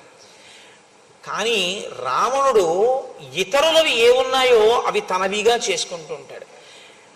వ్యతిరేక పదాలని చెప్పుంటాయి చూసారా, ఎత్తు పల్లం, పొడుగు పొట్టి, చీకటి వెలుగు, ఈ రెండు వ్యతిరేక పదాలు ఎలా ఉంటాయో రామాయణంలో రాముడు రావణుడు అలా ఉంటాడు. నీకు రాముడు నచ్చితే ధర్మపథంలో వెళ్ళచ్చు, నీకు రావణుడు నచ్చితే 10 తలకాయలున్నా వాడికి పడిపోయాయి. కాబట్టి అదే జరుగుతుంది అని కూడా గుర్తు పెట్టుకుని రావణుడిని అనుకరించవలసి ఉంటుంది. కాబట్టి ఆయన కుబేరుణ్ణి ఓడించి ఇవన్నీ తెచ్చుకున్నటువంటి వాడు. ఇంత బలపరాక్రమములున్నటువంటి ఆ రావణాసురుడు పుష్పక విమానంలో కూర్చుని ఉండగా శూర్పణఖ మాట్లాడుతోంది. ఇక్కడ శూర్పణఖ మాట్లాడడం అనేటటువంటి తీరు చాలా గొప్పగా ఉంటుంది ఒక రకంగా. ఎందుకంటే తన కోరిక నెరవేరడానికి అనువుగా రావణాసురుని యొక్క దృష్టిని తన వైపుకి బాగా తిప్పుకోవడానికి వీలుగా మాట్లాడుతుంది. ఆ మాట్లాడడం ఎలా ఉంటుందంటే హఠాత్తుగా నీకు ఉపద్రవం వచ్చింది అని మొదలు పెడుతుంది. నీకు ఉపద్రవం వచ్చింది అంటే ఎవడైనా ముందటి వైపుకి దృష్టి తిప్పుతాడు. కాబట్టి తతశూర్పణఖాదీన రావణం లోకరావణం అమాత్య మధ్యే సంకృత్త పరుషం వాక్యమబ్రవీత్. అమాత్య మధ్య మంత్రుల మధ్యలో కూర్చున్నటువంటి రావణుడి దగ్గరికి వచ్చి ఆమె పరుషమైనటువంటి మాటతో ప్రారంభం చేసింది. ప్రమత్త కామభోగేషు స్వైరవృత్తో నిరంకుశ సముత్పన్నం భయం ఘోరం బోద్ధవ్యం నావబుధ్యసే. నీవు నిరంతరము కామభోగాల్ని అనుభవిస్తూ నిరంకుశుడవై మత్తెక్కి ఉన్నావు. నీకు ఎంత ఘోరమైనటువంటి ఆపద నీ మీద వచ్చి పడిపోతుందో నువ్వు తెలుసుకోవట్లేదు. దీంతో మొదలుపెట్టింది. అంటే ఈ మాట అనేటప్పటికీ ఎవరి దృష్టి అయినా అటువైపుకి వెళ్ళిపోతుందా, వెళ్ళిపోదా? ఏదో కూర్చుని మాట్లాడుకుంటున్నారు అనుకోండి, ఏమిటో మీరు ఇలా సంతోషంగా హాయిగా గడిపేస్తున్నారు, మీకు తెలియట్లేదు ఎంత ఘోరమైన ఆపద మీకు వచ్చేస్తుందో మీకు తెలియట్లేదు అన్నారు అనుకోండి. తర్వాత మాట్లాడదాం ఏంటంటారా, ముందు అది ఆపేసి ఏమిటండి బాబు ఆ ప్రమాదం ఏంటండి అంటారా? ఏదో చూసారా, యువర్ కైండ్ అటెన్షన్ ప్లీజ్ అంటారు. అంటే మీ దృష్టిని దయచేసి మా యందు పెట్టండి అని అడుగుతుంటారు. మీ దృష్టిని మా నుండి మరల్చకండి అని కూడా అడుగుతుంటారు. Do not allow your attention to be diverted by something else while you are transacting with the banker అని కూడా ఓ బోర్డు ఉంటుంటుంది. దృష్టిని ఆకర్షించి మాట్లాడుతుంటారు, ఎందుకంటే అక్కడ బుద్ధి పెట్టాలి అని కోరినప్పుడు. రావణుని యొక్క మనస్సుని ఎలా లాగిందో చూడండి శూర్పణఖ. అంటే తన ప్రయోజనం కొరకు తన పగని సిద్ధింప చేసుకోవడానికి ఆవిడ మనసులో ఎంతగా సిద్ధపడి వచ్చి మాట్లాడుతోందో చూడండి. అంటోంది, సక్తం గ్రామ్యేషు భోగేషు కామవృత్తం మహీపతిం లుబ్ధం బహుమన్యంతే శ్మశానాగ్ని వివ ప్రజాః. ఎప్పుడు క్షణికములైనటువంటి భోగములను అనుభవిస్తూ ఇంద్రియములకు వశపడిపోయినటువంటి రాజు ప్రజల గురించి పట్టించుకోకుండా కేవలం భోగలాలసుడై ఉండిపోతే అటువంటి రాజుని ఎవ్వరూ గౌరవంగా చూడరు. శ్మశానములో ఉన్నటువంటి శవాన్ని కాల్చేటటువంటి అగ్నిహోత్రము కూడా అగ్నిహోత్రమే. అదేం అగ్నిహోత్రం కాకపోలేదు శవాన్ని కాల్చింది కదా అని. కానీ శవాన్ని కాలుస్తున్నటువంటి అగ్నిహోత్రం పవిత్రంగా మనం చూడడం కుదరదు కదా.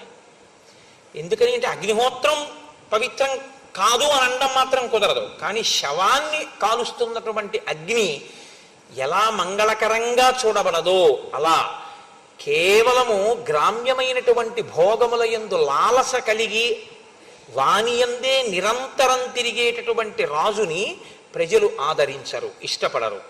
స్వయం కార్యాణి కాలే నానుతిష్టతి పార్థివ సతువై సహ రాజ్యేన తైశ్చ కార్యైర్వినశ్యతి. ఏ రాజు తను స్వయంగా కొన్ని పనులను చూసుకోవలసి ఉంటుందో, ఏ రాజు తప్పకుండా తాను ఆ కార్యముల మీద వ్యక్తిగతంగా తన దృష్టి పెట్టవలసి ఉంటుందో అలా పెట్టకుండా పరిపాలన జరిగిపోతోంది లేని విడిచిపెట్టేస్తాడో అటువంటి రాజు యొక్క కార్యములు నశించిపోతాయి. అంటే ఇవన్నీ ఎవరు చేస్తున్నారు నా ఉద్దేశ్యం? రావణుడు చేస్తున్నాడని. ఏం జరిగింది, ఏ ఆపద వచ్చింది, ఇలాని అలా నువ్వు ఉన్నావని నిరూపించి మాట్లాడుతుంది ఆవిడ. చిట్ట చివరికి రావణుడిదే దోషం, ఇది ఎంత దూరం వెడుతోంది అన్నది చూపిస్తుంది రావణుడి దృష్టిని ఆకర్షించడానికి. త్వంతు బాలస్వభావశ్చ బుద్ధిహీనశ్చ రాక్షస జ్ఞాతవ్యంతు నజానీషే కథం రాజా భవిష్యసి. నువ్వు బాలుడిలా వివేక శూన్యుడివి, నీకు యుక్తాయుక్త విచక్షణ లేదు, బుద్ధిహీనుడవు. ఇలాంటి నీవు ఎలా రాజుగా ఉండగలనని అనుకుంటున్నావు? అయుక్తచారం మన్యే త్వాం ప్రాకృతై శుచివైర్వృత్తం స్వజనంతు జనస్థానం హతం యోనావబుద్ధ్యసే. 14,000 మంది నీ స్వజనులు జనస్థానంలో మరణించారు. నీకు తెలుసా ఆ విషయం? నీకు తెలియదు. నీ గూఢచారులు అంత గొప్పవాళ్ళు, నీ మంత్రులు అంత గొప్పవాళ్ళు. నీకు కనీసం నీ స్వజనం ఇంతమంది చచ్చిపోయారన్న విషయం కూడా నీకు తెలుసుకునేటటువంటి ఆలోచన లేదు. నువ్వు దాని గురించి పట్టించుకోవట్లేదు. ఇంకింతకన్నా దారుణం ఏముంటుంది? 14 సహస్రాణి రక్షసాం క్రూరకర్మణాం హతానైకేన రామేణ కరశ్చ సహదూషణ. 14,000 మంది రాక్షసులు కరదూషణలతో సహా ఒక్క రాముడి చేతిలో తెగటారిపోయారు. ఇప్పుడు ఆయన దృష్టి బాగా అటువైపుకి వెళ్ళేటట్టు మాట్లాడుతోంది. ఋషీణాం అభయం దత్తం కృతక్షేమాశ్చ దండకాః దర్శితంచ జనస్థానం రామేణ క్లిష్టకర్మణాః. అక్కడతో అయిపోయింది అనుకుంటున్నావేమో. రాముడు ప్రతిజ్ఞ చేశాడు, ఋషుల దగ్గర ప్రతిజ్ఞ చేశాడు, దండకారణ్యంలో ఉన్నటువంటి రాక్షసులందరినీ సంహరిస్తానని ప్రతిజ్ఞ చేశాడు. కాబట్టి ఇప్పుడు మాట నిలబెట్టుకోవడానికి ఋషులు హాయిగా తపస్సు చేసుకునేటట్టుగా పరిస్థితిని ఏర్పాటు చేయడానికి రాముడు రాక్షసుల్ని విడిచిపెట్టాడు. ఋషులు అంటే రావణాసురుడికి పడదు. ఆ ఋషుల్ని ఎవడు రక్షిస్తానన్నాడో ఆయన రావణుడికి శత్రువే. కాబట్టి ఇప్పుడు ఆవిడ రామరావణుల మధ్య శత్రుత్వాన్ని ఏ కారణం పెట్టి కల్పించవచ్చో ఆ కారణాన్ని తీసుకొచ్చి అక్కడ పెట్టింది. పెట్టి నాను తిష్టతి కార్యాణి భయేషు నా బిభేతి చ క్షిప్రం రాజ్యచ్యుతో దీనః తృణైస్తుల్యో భవిష్యతి.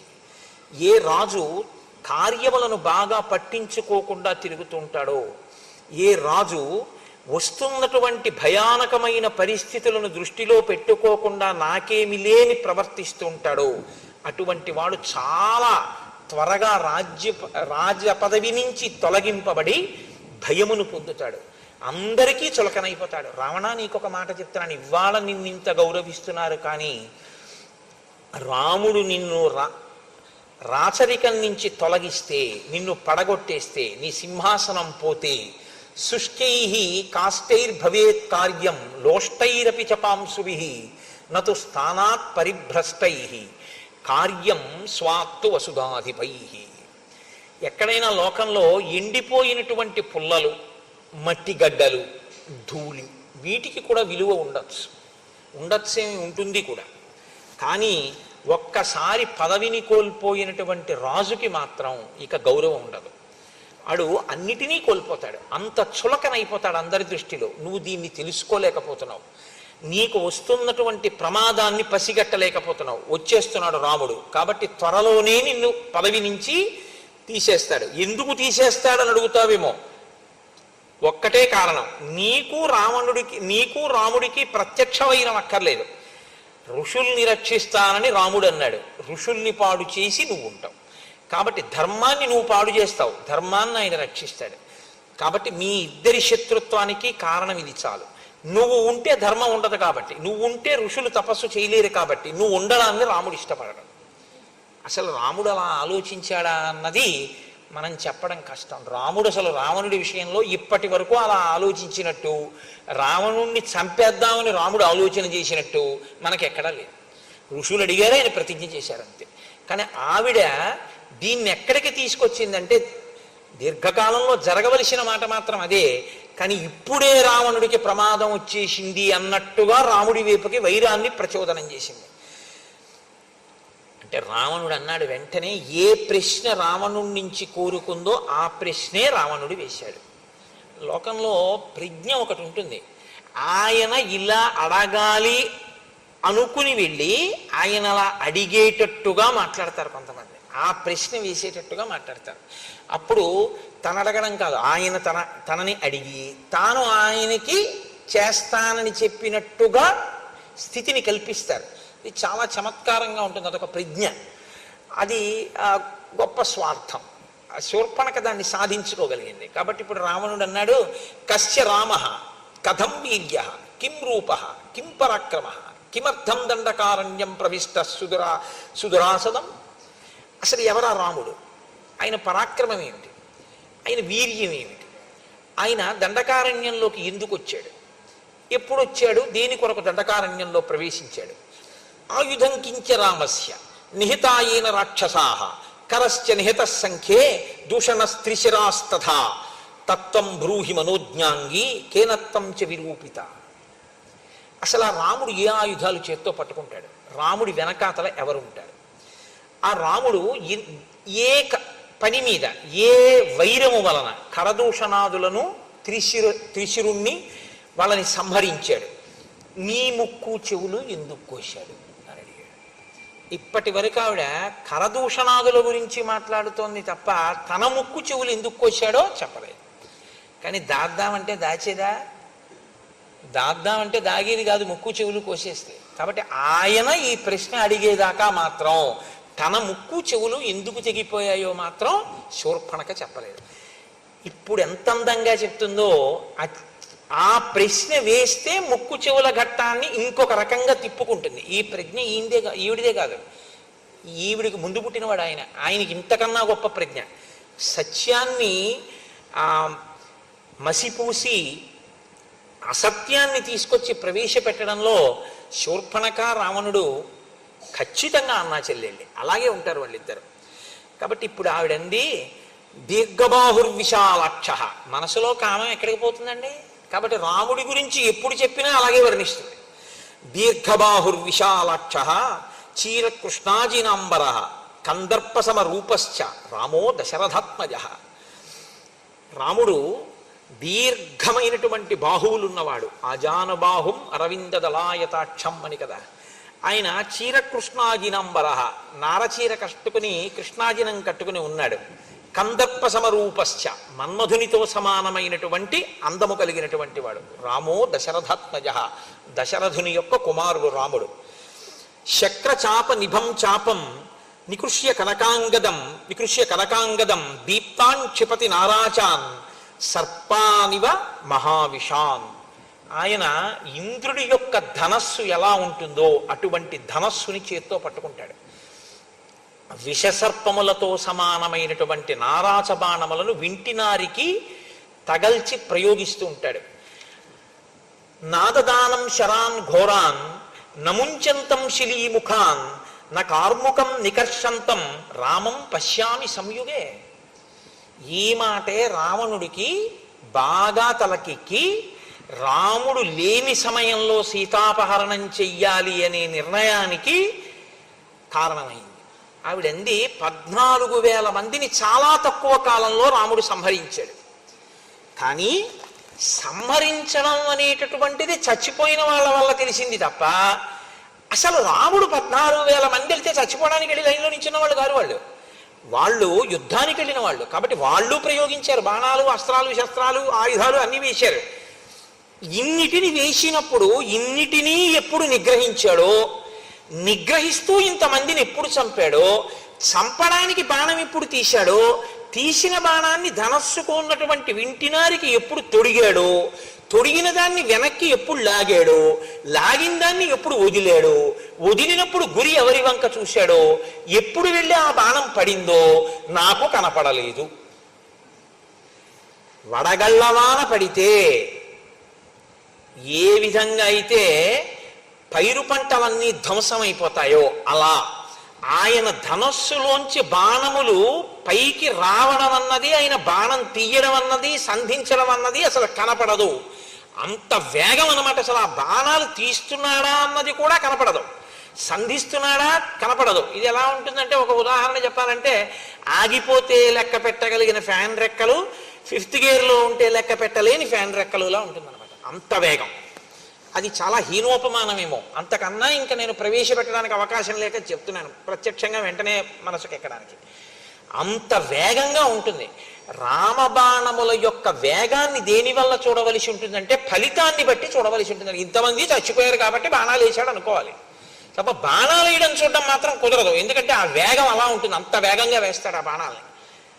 ఇప్పుడు రావణుడికి ఈ మాట విన్నాకే భయం వేసింది. మనం మాత్రం వెళ్ళి ఎదురుగుండా ఎలా నిలబడతాం అనుకున్నాడు. అనుకుని రాముడు లేని సమయంలో సీతాపహరణం చెయ్యాలన్న నిశ్చయం చేసుకోవడానికి కారణం కూడా శూర్పణఖ యొక్క మాటలే. అంటూ ఆవిడంది, ఋషీణామభయం దత్తం కృతక్షేమాశ్చ దండకాహ. ఋషులకందరికీ కూడా అభయం ఇచ్చాడు దండకారణ్యంలో. రాక్షసులందరినీ ఇలాగే చంపేస్తానన్నాడు. ఆయనతో ఎవరుంటారని కదా నువ్వు అడిగావు. భ్రాతాచాస్య మహాతేజ గుణవాన్ తుల్య విక్రమ అనురక్తశ్చ భక్తశ్చ లక్ష్మణో నామవీర్యవాన్ అమర్షీ దుర్జయో జేత విక్రాంతో బుద్ధిమాన్ బలి రామస్య దక్షిణో బాహు నిత్యం ప్రాణో బహిశ్చర. ఆయన తమ్ముడు లక్ష్మణుడు ఉన్నాడు.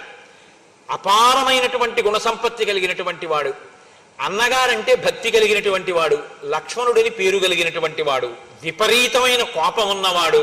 ముక్కు చెవులు కోసేశాడు కదండి.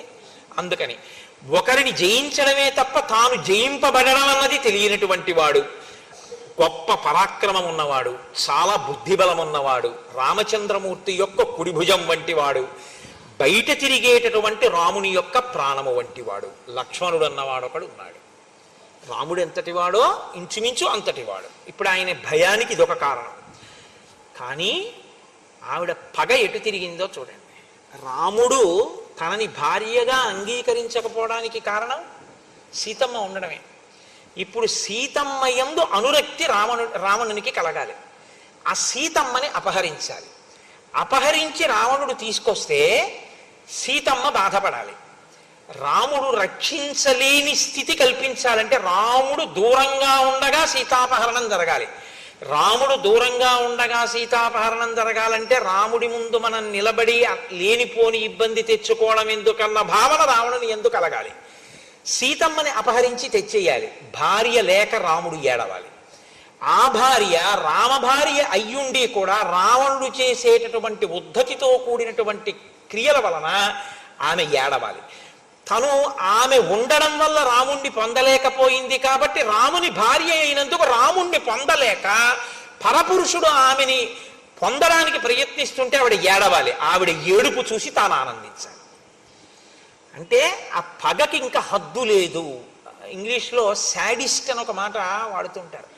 మీరు పగ అనేటటువంటి దాన్ని అదుపు చేయకపోతే అది ఎంత దూరమైనా వెళ్ళిపోతుంది.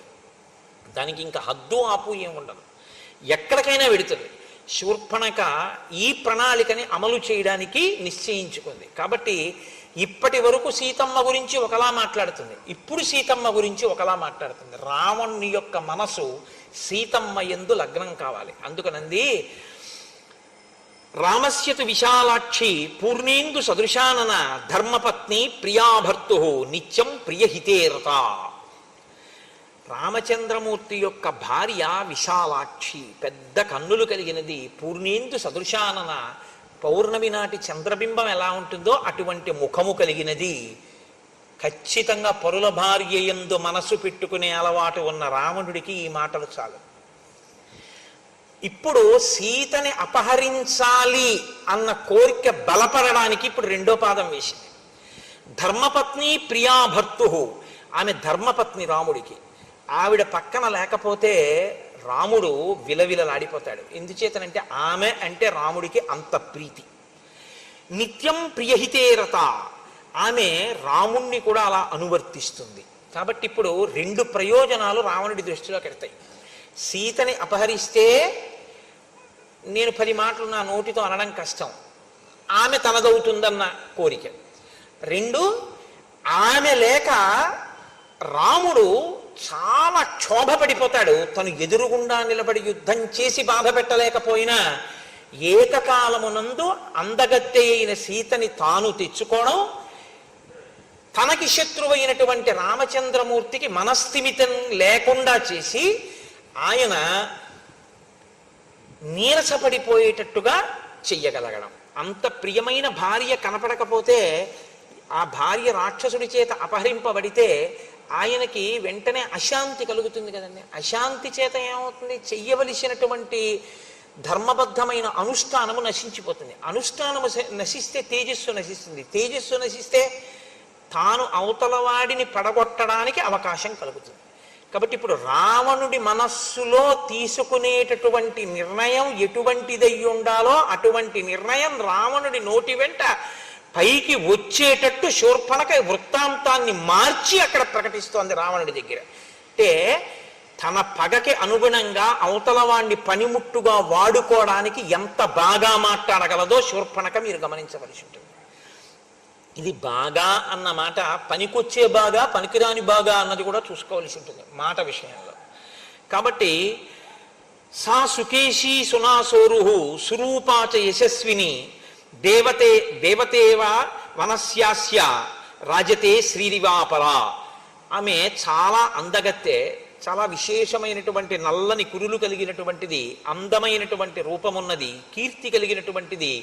ఆమె వనములో తిరుగుతుంటే వనదేవత అనిపిస్తుంది. సాక్షాత్ శ్రీ మహాలక్ష్మిలా ఉంటుంది. తప్త కాంచన వర్ణాభ, కాల్చిన బంగారు కాంతితో ఉంటుంది.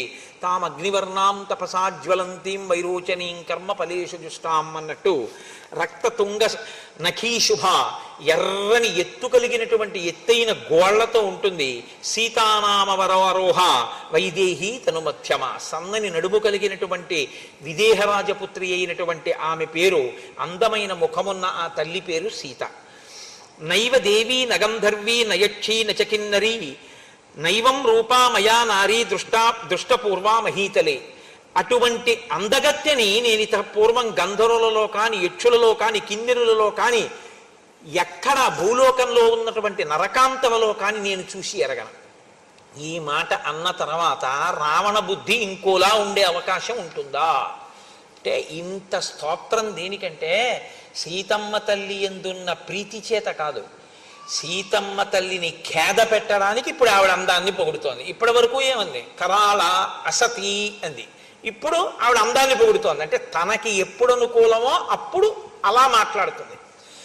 యస్య సీతా భవేత్ భార్య యం చ హృష్టా పరిష్వజేత్ అతి జీవేత్ స సర్వేషు లోకేష్యపి పురందరాత్. సీతమ్మ ప్రియమార ఎవరిని కౌగిలించుకుంటుందో వాడు ఇంద్రుడి కన్నా గొప్పవాడు. అటువంటి పురుషుడు ఎంత అదృష్టవంతుడో ఊహించడానికి శక్యం కాదు. అంటే ఈయన మనస్సుని ఆవిడ వైపు ప్రవేశపెడుతోంది. సా సుశీల వపుశిలాఘ్య రూపేణ ప్రతిమాభువి తవానురూపా భార్యా స్యాత్ త్వం చ తస్యాస్తథాపతి. ఆమె చక్కని శీలవతి, సౌందర్యము కలిగినది, ఆమె రూపము సాటి లేనిది, నీకు భార్య కాదగినది, ఆమెకు నీవే భర్త కాదగిన వాడవు. ఇది ఇంతకన్నా అర్ధరహితమైన మాట ఇంకోటి ఉంటుందండి. ఆవిడ వివాహిత, ఆవిడికి భర్త ఉన్నాడు. ఆమెకి నీవే భర్త కాదగిన వాడివి అంటే అసలు నీ పక్కన కూర్చోవలసిన ఆవిడ్ని రామచంద్రమూర్తి తన పక్కన కూర్చోబెట్టుకుంటున్నాడు. ఇది అతని అసూయకి ఇంకొక కారణం. ఇప్పుడు ఇంకొంచెం ఆజ్యం పోసింది. వెళ్ళి ఓడించి తీసుకురాలేడు. ఆ చేతకానితనం కూడా, అంటే తొందరపడి రాముడు ముందుకు ఎడతాడేమో ఆవిడకు అనుమానం ఉంది. ఎందుకంటే 14,000 మంది చచ్చిపోవడం ఆవిడ చూసింది. గబుక్కుని రావణుడికి ఏమైపోతే ఆవిడ పగ తీరేది ఎలాగ? ఇంకా పగ తీరాలంటే ఇప్పుడు ఆవిడ ప్రణాళిక మార్చింది. రాముడి మీదకి యుద్ధానికి పంపితే ఇక నా పగ తీరదు. ఆవిడకి అనుమానం వచ్చింది రాముడి చేతిలో నిలబడడం కష్టమని. కాబట్టి సీతమ్మను అపహరిస్తే పోతుంది. కాబట్టి ఇప్పుడు దానికి అనుగుణంగా అలా జరిగేటట్టుగా మాట్లాడుతోంది. కురుప్రియం తథా తేషాం రక్షసాం రాక్షసేశ్వర వధాత్ తస్య నృశంసస్య రామస్యాశ్రమవాసినః. నీవు సీతాపహరణం చేసి రాక్షసులకందరికీ కూడా ఉపకారం చెయ్యాలి. ఎందుచేతనంటే చనిపోయినటువంటి రాక్షసులందరూ కూడా శాంతి పొందాలి అంటే రాముడు అశాంతి పొందేటట్టు చేయాలి. రాముడు అశాంతి పొందాలి అంటే రాముని యొక్క ప్రియ భార్య అయినటువంటి సీతని నువ్వు అపహరించాలి.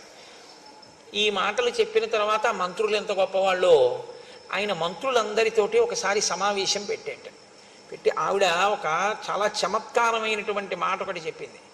అసలు నేను ఆ సీతని నీకు భార్యని చేద్దామనే తీసుకొచ్చే ప్రయత్నం చేశాను.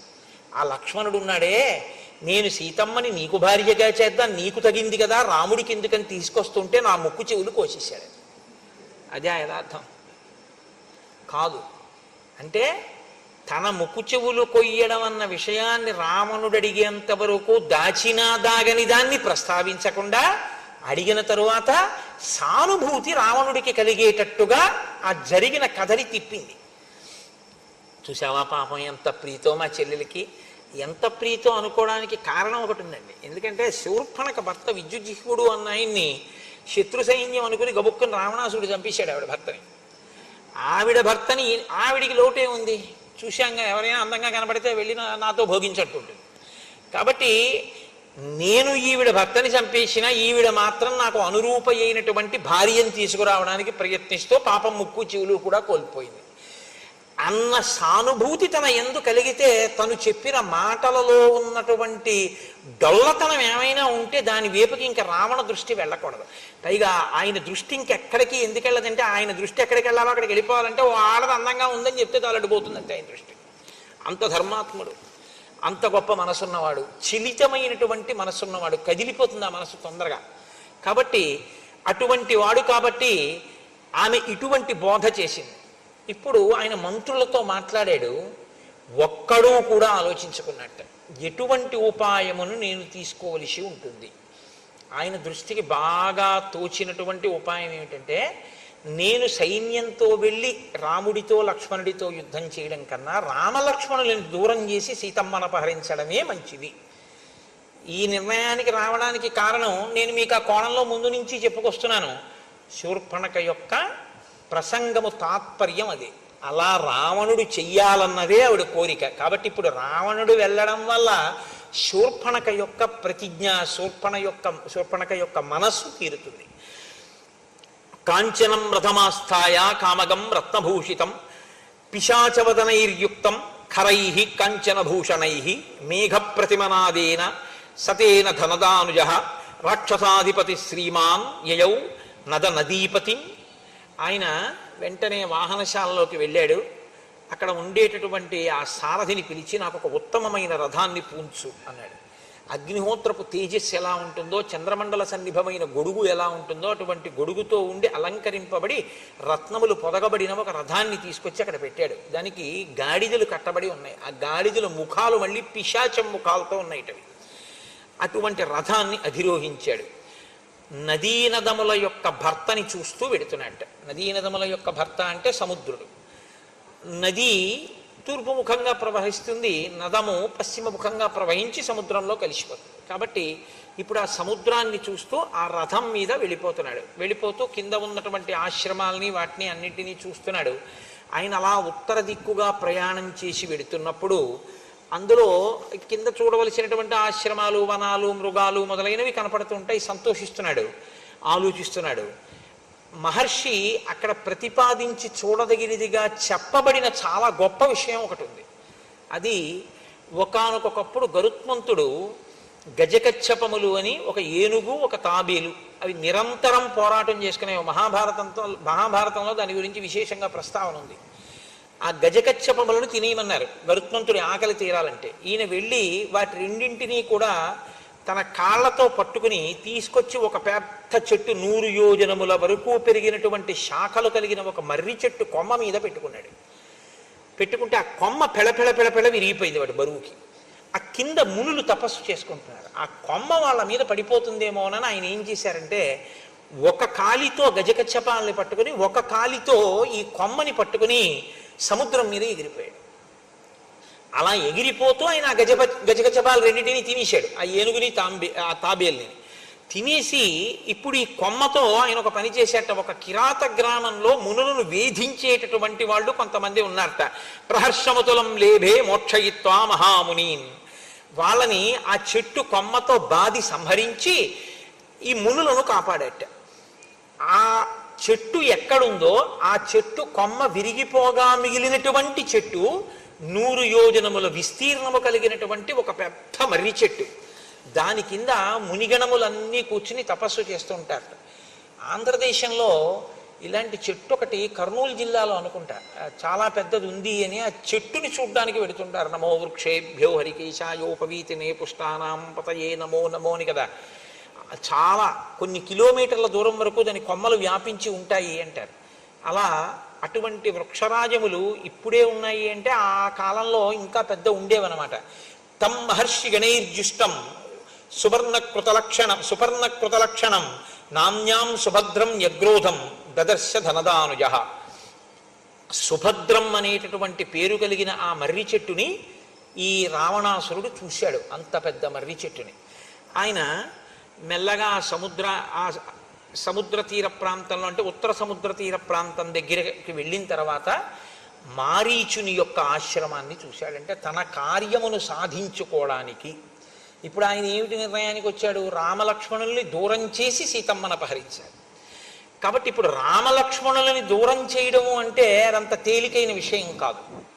సీతమ్మ దగ్గర ఎప్పుడూ రాముడో లక్ష్మణుడో ఉంటారు. రామలక్ష్మణులు ఇద్దరూ వెళ్ళిపోవాలంటే ఏదో చాలా పెద్ద ప్రణాళికే వేయాలి, సామాన్యమైన విషయం ఏం కాదు అది. కాబట్టి అంత గొప్ప ప్రణాళికని అమలు చెయ్యడంలో రావణాసురుడికి సహకరించగలిగినటువంటి సమర్థత కలిగిన మిత్రుణ్ణి వెతుక్కోవాలి. కాబట్టి ఇప్పుడు ఆయన మారీచుని యొక్క ఆశ్రమానికి వెళ్ళాడు.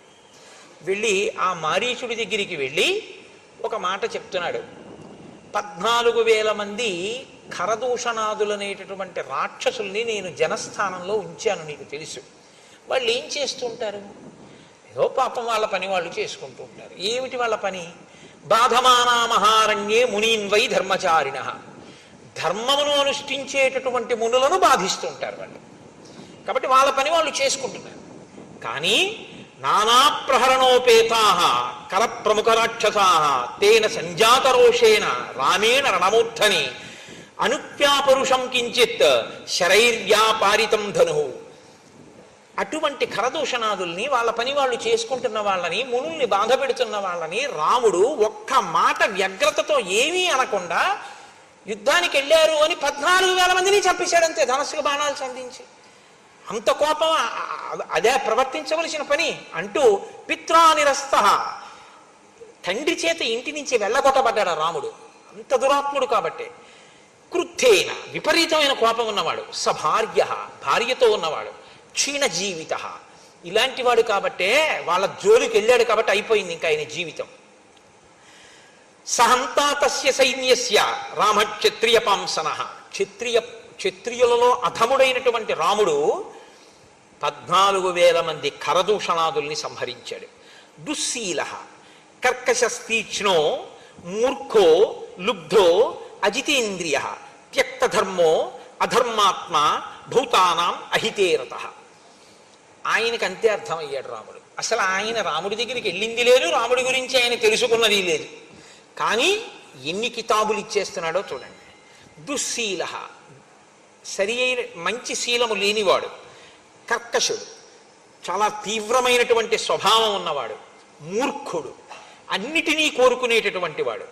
ఇంద్రియములను గెలవలేకపోయినవాడు. ధర్మమును విడిచిపెట్టినవాడు. అధర్మాన్ని అనుష్ఠించేవాడు. సమస్త భూతములకు కూడా అపకారం చేసేటటువంటి వాడు. అటువంటి రావణుడు అని వచ్చేస్తుంటుంది నాకు. కాబట్టి అటువంటి రాముణ్ణి నేను సంహరించాలి. ఏన వైరం వినారణ్యే సత్వమాశ్రిత్య కేవలం కర్ణనాశాపహరణాత్ భగినీమే విరూపిత. అసలు ఏ కారణం లేకుండా ఆవిడ చేసి నా కోసం సీతమ్మని ఎత్తుకొచ్చేద్దాం అనుకుందిట అంటే మళ్ళీ మారీచుడు మరి అలాంటి పనులు ఏమిటయా అంటాడేమోనని ఆవిడే ఓ అబద్ధం. ఈయన ఆ అబద్ధాన్ని ఇంకో పెద్ద అబద్ధం చేస్తున్నాడు. ఈయన అంటున్నాడు అసలు ఈయన వైరం వినారణ్యే, అరణ్యంలో అసలు ఈ శూర్పణఖకి రాముడికి వైరమే లేదు. పాపం ఏదో ఆవిడ మానాన్ని ఆవిడ వెళ్ళిపోతాడు. చూశాడంతే రాముడు, గబగబా వచ్చి ముక్కు చెవులో కోసేశాడంతే. ఎందుకు కోసేశాడో తెలియదు, విరూపం చేసేశాడు నా చెల్లెల్ని. కాబట్టి తస్య భార్యాం జనస్థానాత్ సీతాం సురసుతోపమాం అనయిష్యామి విక్రమ్య సహాయస్తత్రమే భవ. కాబట్టి నేనిప్పుడు జనస్థానంలో ఉన్నటువంటి రాముని భార్య అయిన సీతమ్మని అపహరించి తేవాలి అని అనుకుంటున్నాను. సీతమ్మని అపహరించడం ఎందుకు అంటావా? సీతమ్మని అపహరించి తీసుకొస్తే ఆయన ప్రియ భార్య కనుక రాముడు శుష్కించిపోతాడు. శుష్కించిపోయిన రాముడి మీద నేను ప్రతీకారం తీర్చుకోవడం తేలికవుతుంది.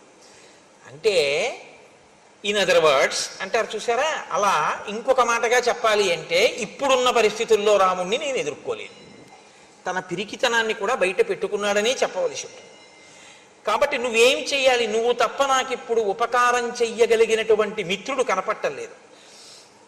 సవర్ణస్త్వం మృగో భూత్వా చిత్రో రజిత బిందుభిః ఆశ్రమే తస్య రామస్య సీతాయాః ప్రముఖే చర త్వాంతు నిస్సంశయం సీత దృష్ట్వాతు మృగరూపిణం గృహ్యతామితి భర్తారం లక్ష్మణంచాభిదాస్యసి.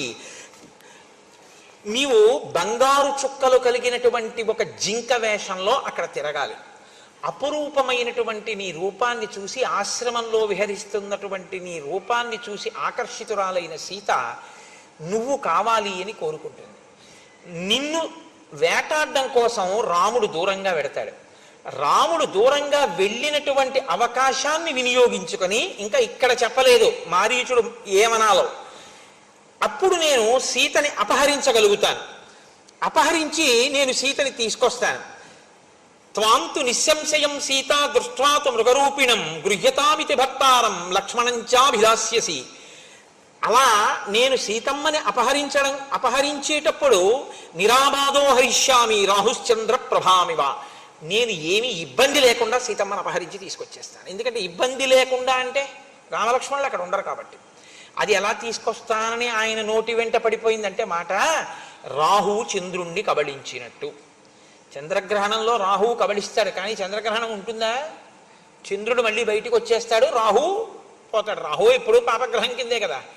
కాబట్టి సీతమ్మ నేను తీసుకెళ్ళినా మళ్ళీ సీతమ్మ రాముణ్ణి చేరిపోతుంది అన్న మాట రావణుడి నోటి వెంట చెప్పకనే చెప్పేశాడు ఆ రోజున. కాబట్టి రాహువు చంద్రుడిని గ్రసించినట్లు నేను గ్రసిస్తాను అంటే ఈ మాట విన్నట్ట మారీచుడు. తస్య రామకథాం శ్రుత్వా మారీచస్య మహాత్మనః శుష్కం సమభవద్వక్త్రం పరిత్రస్తో బభూవః.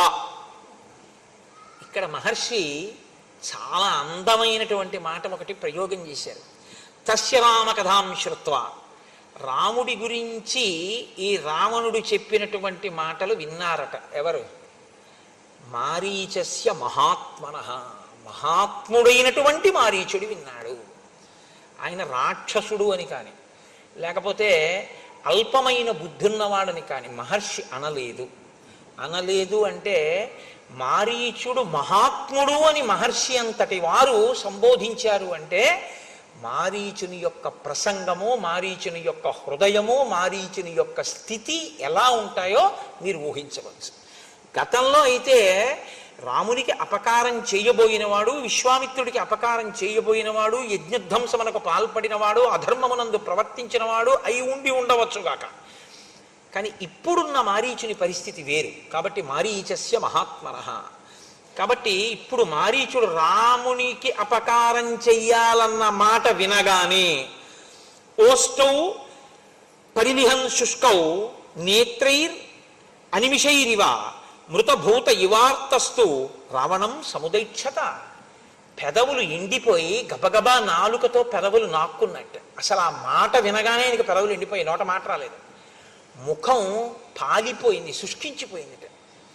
రావణుడి వంక కనురెప్ప వేయకుండా స్తంభీభూతుడైపోయిన వాళ్ళ ఒక్కసారి అలా ఉండిపోయేట. రాముడికి అపకారమా, సీతాపహరణమా అంటే రాముడెవరో అర్థం అయ్యి ఉండాలి మారీచుడికి. కాబట్టి ప్రారంభమేనండి అసలు అద్భుతంగా మాట్లాడతాడు. ఎందుకంటే రాముడెవరో అర్థం అయింది. రాముడెవరో చెప్పినా అర్థం అవ్వదు రావణుడికి. ఇందులో ఒక ప్రమాదం ఒకటి చూపిస్తున్నారు మహర్షి. తనకి తెలియకపోవడం ఎప్పుడూ తప్పు కాదు. ఎందుకంటే మీరు ఒకటి గమనించండి, ఎవ్వరూ ఎప్పుడూ అన్నీ తెలుసున్నవాడు ఎన్నటికీ కడవా. ఎవడైనా అనుకుంటే వాడికన్నా అవివేకి లోకంలో లేడు. ఎందుకంటే శంకరాచార్యులు వారంతటి వారు పశుమాం సర్వజ్ఞ ప్రజిత కృపయా పాలయ విభో అన్నారు. ఇక నాకు అన్నీ తెలుసు అని ఎవడైనా అంటే ఇంకంత వాడికన్నా అవివేకి ఇంకోటి లేడని గుర్తు. అన్నీ నాకు తెలిసేట అలా అనగానే వాడి అహంకారం బయటపడిపోతుంది. నాకేం తెలుసండి అని చెప్పి మధ్య శిష్టాశ్చ తుల్యాశ్చ సంతితత్ర మనోకస మత్త ప్రత్యవర కశ్చిన్నార్చి సుగ్రీవ సన్నిధో అన్నవాడు ఎవడో వాడు మహానుభావుడు, వాడు వినయం ఉన్నవాడు తప్ప అలా అనలేక అన్నీ నాకు తెలిసంటే ప్రమాదం కదండి. తెలియకపోవడం ఎప్పుడూ తప్పు కాదు. తెలియకపోవడం తప్పు కాదు, కానీ తెలియ చెప్తే వినకపోవడం మాత్రం మహా తప్పు. తనకి తెలియదు, ఒకరు చెప్పారు, ఏం చేయాలి? వినాలి. అసలు వినకపోతే ఇక వాడు బాగుపడడు అని గుర్తు. కాబట్టి తన బుద్ధికి తోచిందే చేస్తాడు. కాబట్టి ఆ బుద్ధిలోకి ప్రమాదపుట ఆలోచన ఎప్పుడు వస్తుందో అప్పుడు పడిపోతాడు. ఆ ఆలోచన ఎంతకాలం రాదో అంతకాలం ఓ వెలుగు వెలుగుతాడు. ఇది ఈ రెండు కోణాలు తెలుసున్నవాడు మారీచుడు. ఒకడు మహాత్ముడు, మహాత్ముడుగా మారీచుడికి అర్థమయ్యాడు. ఒకడు దురాత్ముడిగా అర్థమయ్యాడు. దురాత్ముడు అని ఇప్పుడు విడిచిపెట్టడానికి మారీచుడు సిద్ధంగా లేడు. ఎందుకు సిద్ధంగా లేడు అంటే ఆయనలో ఇంకా ఒక ప్రభుభక్తి అన్నది ఉండిపోయింది. కాబట్టి కనీసం ఒక మాట చెప్పి చూద్దాం మారుతాడేమో, కానీ మారుతాడన్న నమ్మకం లేదు వీడికి చెప్పిన. కాబట్టి ఆయన ప్రారంభమే సులభాహ పురుషారాజన్, ఓ రాజా, నీ మనసుకి ఏది ప్రియమో, ఏది చెప్తే నువ్వు సంతోషిస్తావో అది నీకు చెప్పేవాడు లోకంలో ఎక్కడికి వెళ్ళినా దొరుకుతాడు. నీ మనసుకి నచ్చదని తెలిసి కూడా నీ హితమును కోరి చెప్పేవాడు ఉండడు. ఒకవేళ అలా చెప్పేవాడు ఉన్నా వినేవాడు ఉండడు. ఎంత పెద్ద మాట అండి! నిజమే. మనకెందుకు వచ్చిందండి ఆయనతో గొడవ అంటారు. చూడండి, లోకంలో మాట ఉంటుంది, మనకెందుకు వచ్చిందంటారు, ఎవడి కర్మ వాళ్ళు పోని ధ్రువుదో మనకి తెలియనట్టుంటే అయిపోయాయి అంటారు. తప్పండి. అదేంటిది? పాడైపోకుండా ఆయనకి మంచి మాట చెప్పాలి మనం అనేవాడు ఉండడు. ఒకవేళ ఆయన అలా అని తప్పబ్బాయి నువ్వు అలా ఉండకూడదు, నువ్వు మారవలసి ఉంటుంది సుమా అన్నాడు అనుకోండి, వినేవాడు ఉండడు. అంటే సులభాహ పురుషారాజన్ సతతం ప్రియవాదిన అప్రియస్యతు పత్యస్య వక్త శ్రోతాచ దుర్లభ. అటువంటి వక్త, అటువంటి శ్రోత లోకంలో లేరు, అవతల బాగున్నాడు అంతే. ఒకవేళ ఉంటే అద్భుతం, అది మారిపోతారంటే రావలసినటువంటి అకాల మృత్యువు తొలగిపోతుంది. అవవలసిన రాక్షసుడు సత్పురుషుడైపోతాడు, మారుతాడు. మారే అవకాశం ఉందన్నమాట. అసలు నేను విన్నంటే అన్నీ విన్నా ఆ చెప్పొచ్చావులేవా అన్నాడు అనుకోండి, ఇంకెందుకు పనికి వచ్చినట్లు. ఇది మొట్టమొదటి శ్లోకంలో చెప్తున్నాడు. ఈ శ్లోకం నేను ఇంకా ఎంత నెత్తి కొట్టుకు చెప్పాలో నాకు అర్థం కాదు, కానీ ఈ శ్లోకం జీర్ణమైతే మన పరిస్థితి వేరు. ఈ శ్లోకం జీర్ణం కాకపోతే నా దృష్టిలో అయితే రామాయణంలో ఉన్న అత్యద్భుతమైన శ్లోకాలలో ఈ శ్లోకం ఒకటి. ఎందుకో తెలుసా? మనుష్యుడన్నవాడు పాడైపోవడానికి ప్రధాన కారణం ఎక్కడుంటుందంటే చెప్పేవాడు లేక కాదు, చెప్పేవాడు ఉన్న వినేటటువంటి బుద్ధి లేక పాడైపోతాడు. మనం వినడం ఏమిటి అని ఇంకా వస్తే ఆ చెప్పిన వాళ్ళలో మనం ఏం వెతకచ్చు అన్న దృష్టికోణం. చెప్పొచ్చాడు లేదు, ఆయన ఏంటో మీకు తెలుసా? ఆయన చెప్పిన దాంట్లో సారం ఉందా లేదా వాక్కులో, అది కాదు కావాల్సింది. తండ్రి నీకు మంచి చెప్పడానికి తండ్రికి ఎంత పండితుడై ఉండాలి? నీకు మంచి చెప్పడానికి మీ తల్లి ఎంత సంస్కృతం చదువుకుని ఉండాలి నాకు చెప్పండి. మీ తల్లిగారు సంస్కృతం చదువుకుంటేనే మీరు మీ తల్లిగారి మాట వింటారా? మీ తండ్రి గారు వేదాంగములు చదువుకుంటేనే మీరు మీ తండ్రి గారి మాట వింటారా? తండ్రితనం చాలు మీకు మంచి చెప్పడానికి, తల్లితనం చాలు మీకు మంచి చెప్పడానికి కదా. ఎప్పుడు వీళ్ళు మన తల్లిదండ్రులు మన అభ్యున్నతి కొరకు మాట్లాడతారన్న భావన నీకుంటే ఆ మంచి నీకు పనికొస్తుంది. వాళ్ళకి ఏం తెలుసని నువ్వు అనగలిగితే నీ జీవితంలో తల్లిదండ్రులు నీకెప్పటికీ ఏమీ చెప్పలేరంటే నిన్ను అనుష్ఠాన పర్యంతంలోకి తీసుకురాలేరు. అది వాళ్ళ దోషం కాదు, నీ యందు దోషం. రామకృష్ణ పరమహంస మాటల్లో చెప్పాలి అంటే ఒక మేకు ఒక సుత్తి పట్టుకొచ్చి కొట్టగలడేమో, కానీ అసలు అది భీమ్ అయ్యి ఉంటే అది దూలం, సిమెంటు ఇనుము కలిపిన దూలం అండి అది. అందులోకి మేకు పట్టుకొచ్చి కొడితే మేకు వంగిపోతుంది తప్ప మేకు దిగదు, ఇంత పొడెం కూడా రాలదు. గోడకి కొద్దిగా గొల్లతనం ఉంటే సుత్తి పెట్టి కొడితే మేకు దిగుతుంది. అసలు నీ మనసుకి ఆర్ద్రత ఉంటే చెప్పిన మాట లోపలికి వెళుతుంది. అసలు ఆర్ద్రతే లేకపోతే చెప్పడం ఒక శుష్క ప్రసంగం అంతే. కాకపోతే తన కర్తవ్యం, నేను మీతో మనవి చేశాను కదా, రామాయణంలో ఈ కర్తవ్యం అన్న మాట చాలా ఎక్కువ, బాధ్యత అన్న మాట ఉండదు. కర్తవ్యం తను చెయ్యవలసింది తను చేస్తున్నాడా లేదా అంతవరకు. దానికి మెప్పు గొప్ప దీనికోసం పాకులాట ఏముండదు. నేను చెప్పవలసినటువంటిది చెప్తున్నానా లేదా అంతవరకే, అంతే. నేను చెప్పవలసింది చెప్పేశాను, నేను తీసుకొచ్చిన నీళ్లు కురిసేశానా లేదా, అనుకున్న మేఘం ఎటువంటిదో చెప్పాలనుకుని చెప్పేసినవాడు అటువంటి వాడు లోకము యొక్క హితము కొరకు. కాబట్టి సులభాహ పురుషారాజన్, నువ్వు సీతమ్మని ఎత్తుకొస్తాను అంటే బహుశా నీ మంత్రులు ఏం మాట్లాడి ఉండరు, అలాగే ఉంటారు. ఇది దాని ఉద్దేశ్యం. ఇంతకు ముందు మాట్లాడాడుగా. కానీ నీ హితమును కోరి కష్టమైన మాటలా అనిపించిన చెప్పేవాడు ఉంటాడు, వినేవాడు మాత్రం దొరుకుతాడని నమ్మకం లేదు. సాహసించి చెప్పేవాడు కూడా ఉండడు. మనకెందుకు వచ్చిన గొడవ అని తప్పుకుంటారు. కాబట్టి అసలు ఈ మొట్టమొదటి శ్లోకం అర్థమైతేనండి ఇక రామాయణం లేదు, అయిపోయింది రామాయణం ఇక్కడితో. ఎందుకో తెలుసా అండి, వెంటనే లంకకి వెళ్ళి శూర్పణఖని లాగి లెంపకాయ కొట్టి తీసుకెళ్లి రాముడి కాళ్ళ మీద బారేసి తాను కాళ్ళ మీద పడిపోయి బుద్ధి గడ్డి తిని సీతమ్మని ఎత్తుకెడదాం అనుకున్నానండి, నాది తప్పైపోయింది, నా బుద్ధి మారింది, మీరెవరో తెలుసుకున్నాను, నేను కూడా నా తపస్సుని ఇంకా ధర్మం కోసమే ఉపయోగిస్తానని రావణుడు అని ఉండి ఉంటే అసలు ఇంకా మిగిలిన కాండలు లేవు, రేపే మంగళం చెప్పేయడమే. వినకపోవడం వల్ల కదండి కథ అంతా నడిచింది. వినకపోతే ఎంతమంది పాడవుతారో కూడా చెప్తాడు మారీచుడు. ఒక్క స్థానంలో ఉన్నవాడు వాడు కూర్చున్న స్థానాన్ని బట్టి వినకపోవడం అన్న ఫలితం ఉంటుంది. వాడు ఒక సామాన్య వ్యక్తి అనుకోండి, అక్కడి వరకే పోతుంది. ఇంటి యజమాని అనుకోండి, ఇల్లు పోతుంది. ఆయన ఒక కార్యాలయంలో అధికారి అనుకోండి, ఆఫీస్ పోతుంది. ఆయన ఒక దేశాధినేత అనుకోండి, ఆ దేశమే నశించిపోతుంది పుత్రమిత్ర కలత్రాదులతో ససైన్యంగా. నువ్వు మాట బాగా వినాలి, ఎందుకంటే నువ్వు చాలా పెద్ద స్థానంలో ఉన్నావు. నువ్వు వినకపోవడం నీతో పోదు, నీతో ఉన్న వాళ్ళందరూ పోతారంటాడు మారీచుడు. అసలు నిజంగా వినడము వినకపోవడం అనేటటువంటిది ఎంత ప్రమాదమో, అసలు ఉపన్యాసాన్ని ఇలా ప్రారంభించడం అనేటటువంటిది. అందుకు కదండి మారీచస్య మహాత్మనః అన్నాడు మహానుభావుడు వాల్మీకి మహర్షి. కాబట్టి నమానం బుద్ధ్యసే రామం మహావీర్యం గుణోన్నతం అయుక్తచారశ్చపలో మహేంద్రవరుణోపమం. అసలు ప్రారంభమే. రావణాసురుణ్ణి ఆయన సంబోధించిన తీరు చూడండి ఎలా మొదలుపెట్టాడు. ఒక్కొక్కసారి మర్యాదగా మాట్లాడి బాగు చేద్దామంటే కుదరదు, అత్యంత ప్రమాదకరమైనటువంటి రీతిలో ఉన్న. ఏదో కొద్దిగా ఒళ్ళు వేడిగా ఉందనుకోండి, ఫోన్లో ఇవాళ చూద్దాం రేపు పెడదాం హాస్పిటల్ కంటే పర్వాలేదు.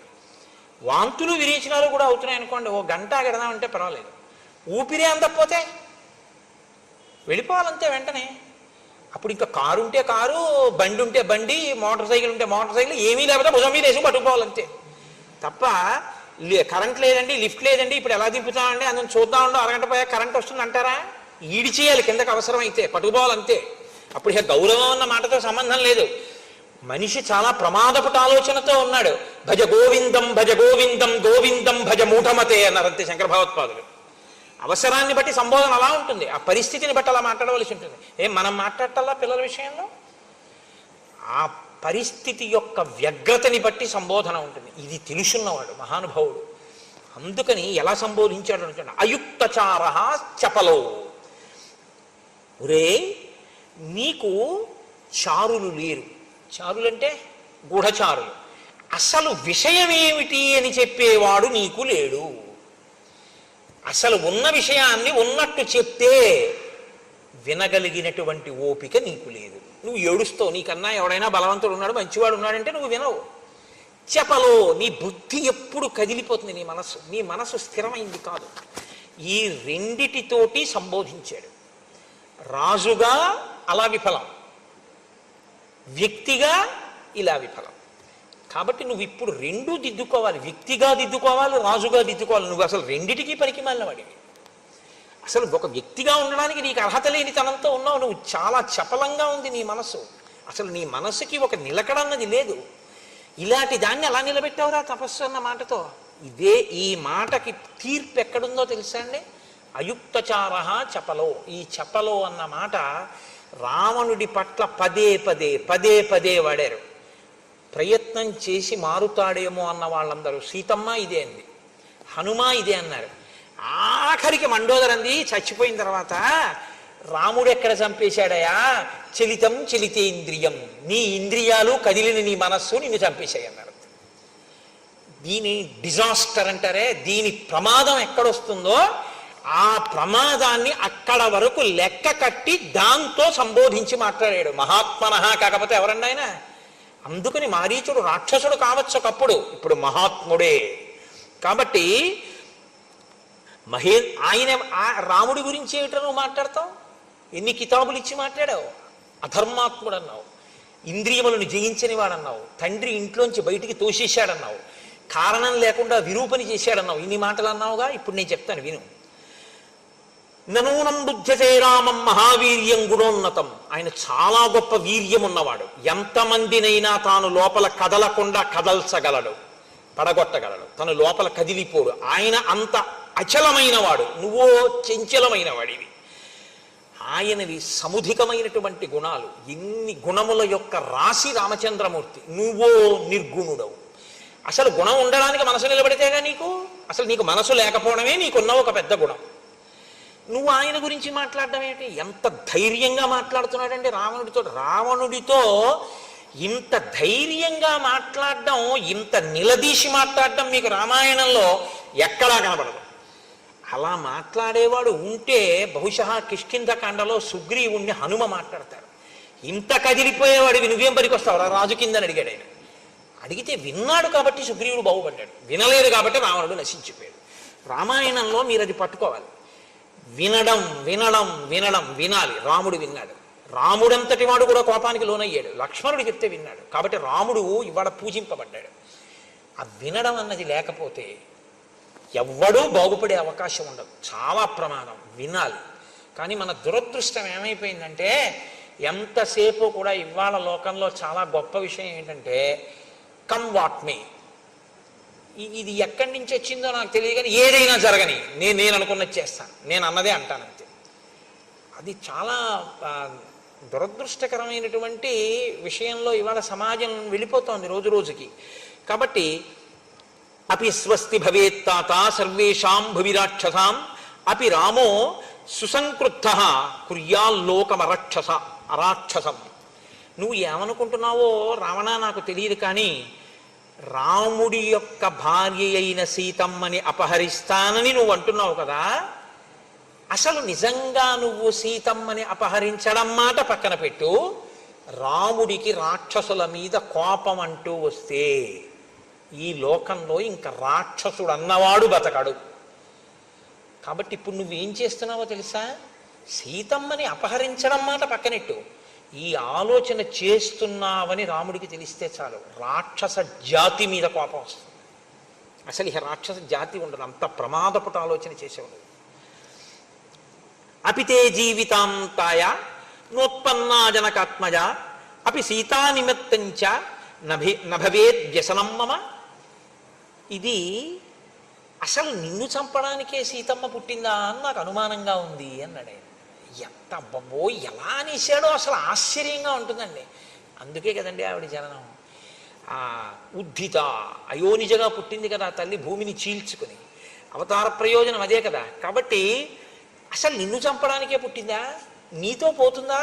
లంకంతా పోతుందేమో, నేను పోతానేమో నిన్ను ఆశ్రయించినందుకు, నీ వెనక ఉన్నందుకు నేను పోతానేమో. అసలు ఎవరో నీ దగ్గర చాలా స్నేహంగా ఉన్నట్లు ఉంటూ నిన్ను నాశనం చేసేవాళ్లే ఎవరో నీకు ఈ మాటలు చెప్పి ఉండాలి సీతాపహరణం చేయమని. నచ పిత్రాపరిత్యక్తో నామర్యాద కథంచన నలుబ్ధో నచ దుశ్శీలో నచ క్షత్రియ పంసన. చూడండి, ఒక్కొక్క చోట పాయింట్ టు పాయింట్ ఖండించారంటారే, మారీచ ప్రసంగం అలా ఉంటుంది. రావణుడు ఏవన్నాడో వాటన్నింటినీ ఏకసంతాగ్రాహి అయి అన్న ప్రతి మాటని ఖండిస్తాడు. నువ్వేమన్నావు? రాముణ్ణి తండ్రి ఇంట్లోంచి వెళ్ళగొట్టాడు అన్నావు. తప్పు. ఆయన అలా వెళ్ళగొట్టపడలేదు. ఆయన మర్యాద తెలియనివాడు కాడు, ఆయన లుబ్ధుడు కాడు, ఆయన అన్నిటినీ కోరేవాడు కాడు, ఆయన దుశ్శీలుడు కాడు, క్షత్రియుల ఎందు అధముడైనటువంటి వాడు అసలే కాడు. ఆయన నచ ధర్మ గుణైర్హీన కౌసల్యానందవర్ధన నతీక్ష్ణో నచ భూతానాం సర్వేషాం అహితేరత. భూతములకు అహితము చేసేటటువంటి వాడు, అపకారము చేసేటటువంటి వాడు అసలు కాడు, క్రోధమున్నవాడు కాడు, ధర్మగుణములు లేనివాడు కాడు. ఆయన అన్ని విధములుగాను యోగ్యుడు. వంచితం పితరం దృష్ట్వా కైకయ్యా సత్యవాదినం కరిష్యామీతి ధర్మాత్మా తాత ప్రవ్రజితో వనం కైకయ్యా ప్రియకామార్థం పితుర్దశరథస్య చ హిత్వా రాజ్యంచ భోగాంశ్చ ప్రవిష్టో దండకాననం.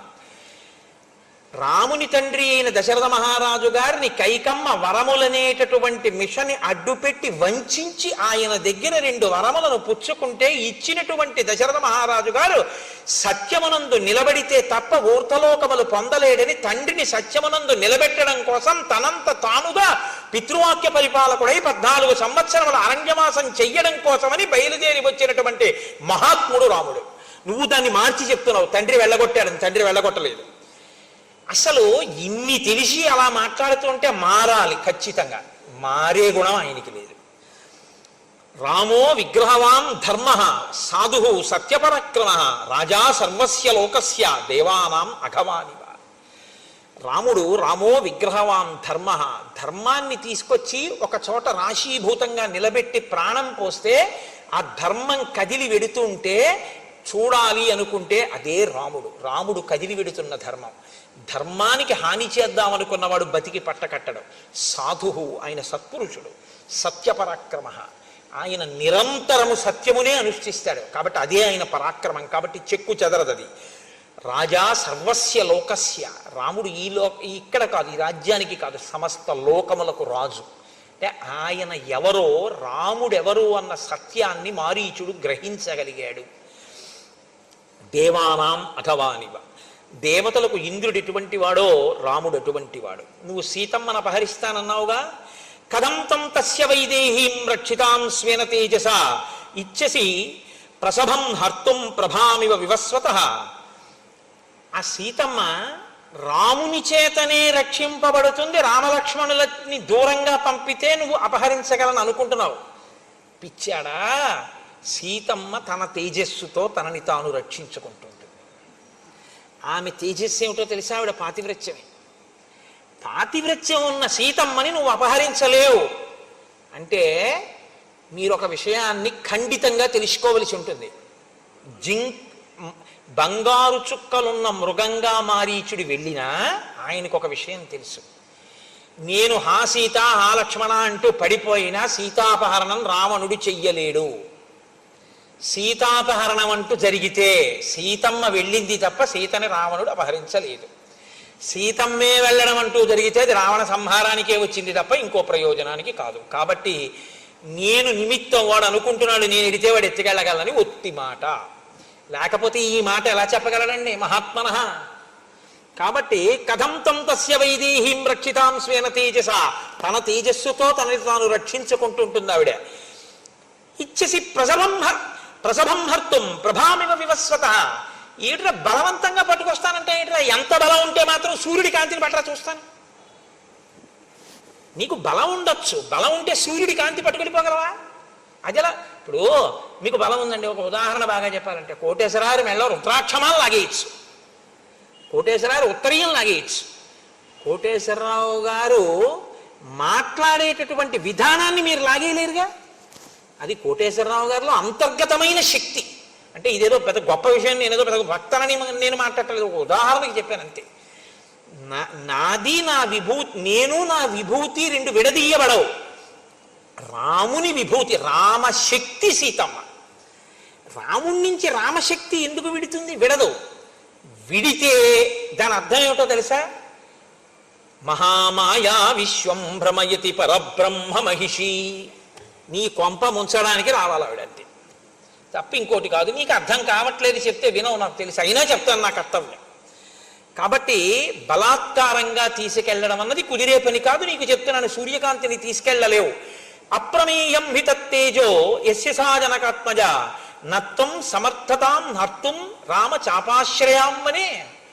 నీవు ఆ సీతమ్మని తీసుకెళ్ళిపోతాను అంటున్నావు కదా. అప్రమేయం హి తత్తేజో, అసలు ఆవిడ యొక్క తేజస్సు, ఆవిడ రక్షించుకోగలిగిన సమర్థతే కాకుండా ఆవిడ తేజస్సుతో ఆవిడ ఏ పనులు చెయ్యగలదు అన్నదాన్ని ఊహించడం సాధ్యం కాదు.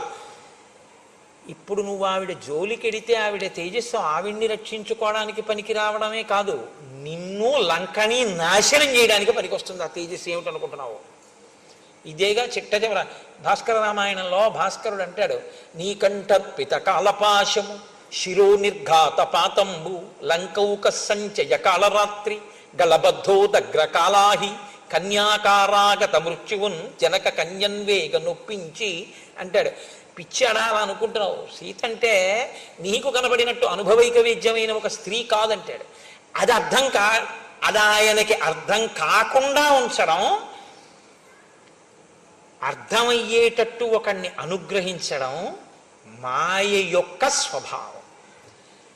పరబ్రహ్మ మహిషి అందుకు కదండి శివధనస్సు ఎక్కువ పెట్టినవాడు, ఉంచినవాడు, అటువంటి ఎవడు మాయని భరించగలడో, వహించగలడో, నియమించగలడో వాడు పురుషోత్తముడు, వాడు పరబ్రహ్మం. పరబ్రహ్మము యొక్క శక్తి మాయ. కాబట్టి నీకేం తెలుసు, ఆవిడ వల్ల పాడైపోతావు, నశించిపోతావు. ఇది అందుకని మహాత్మనః.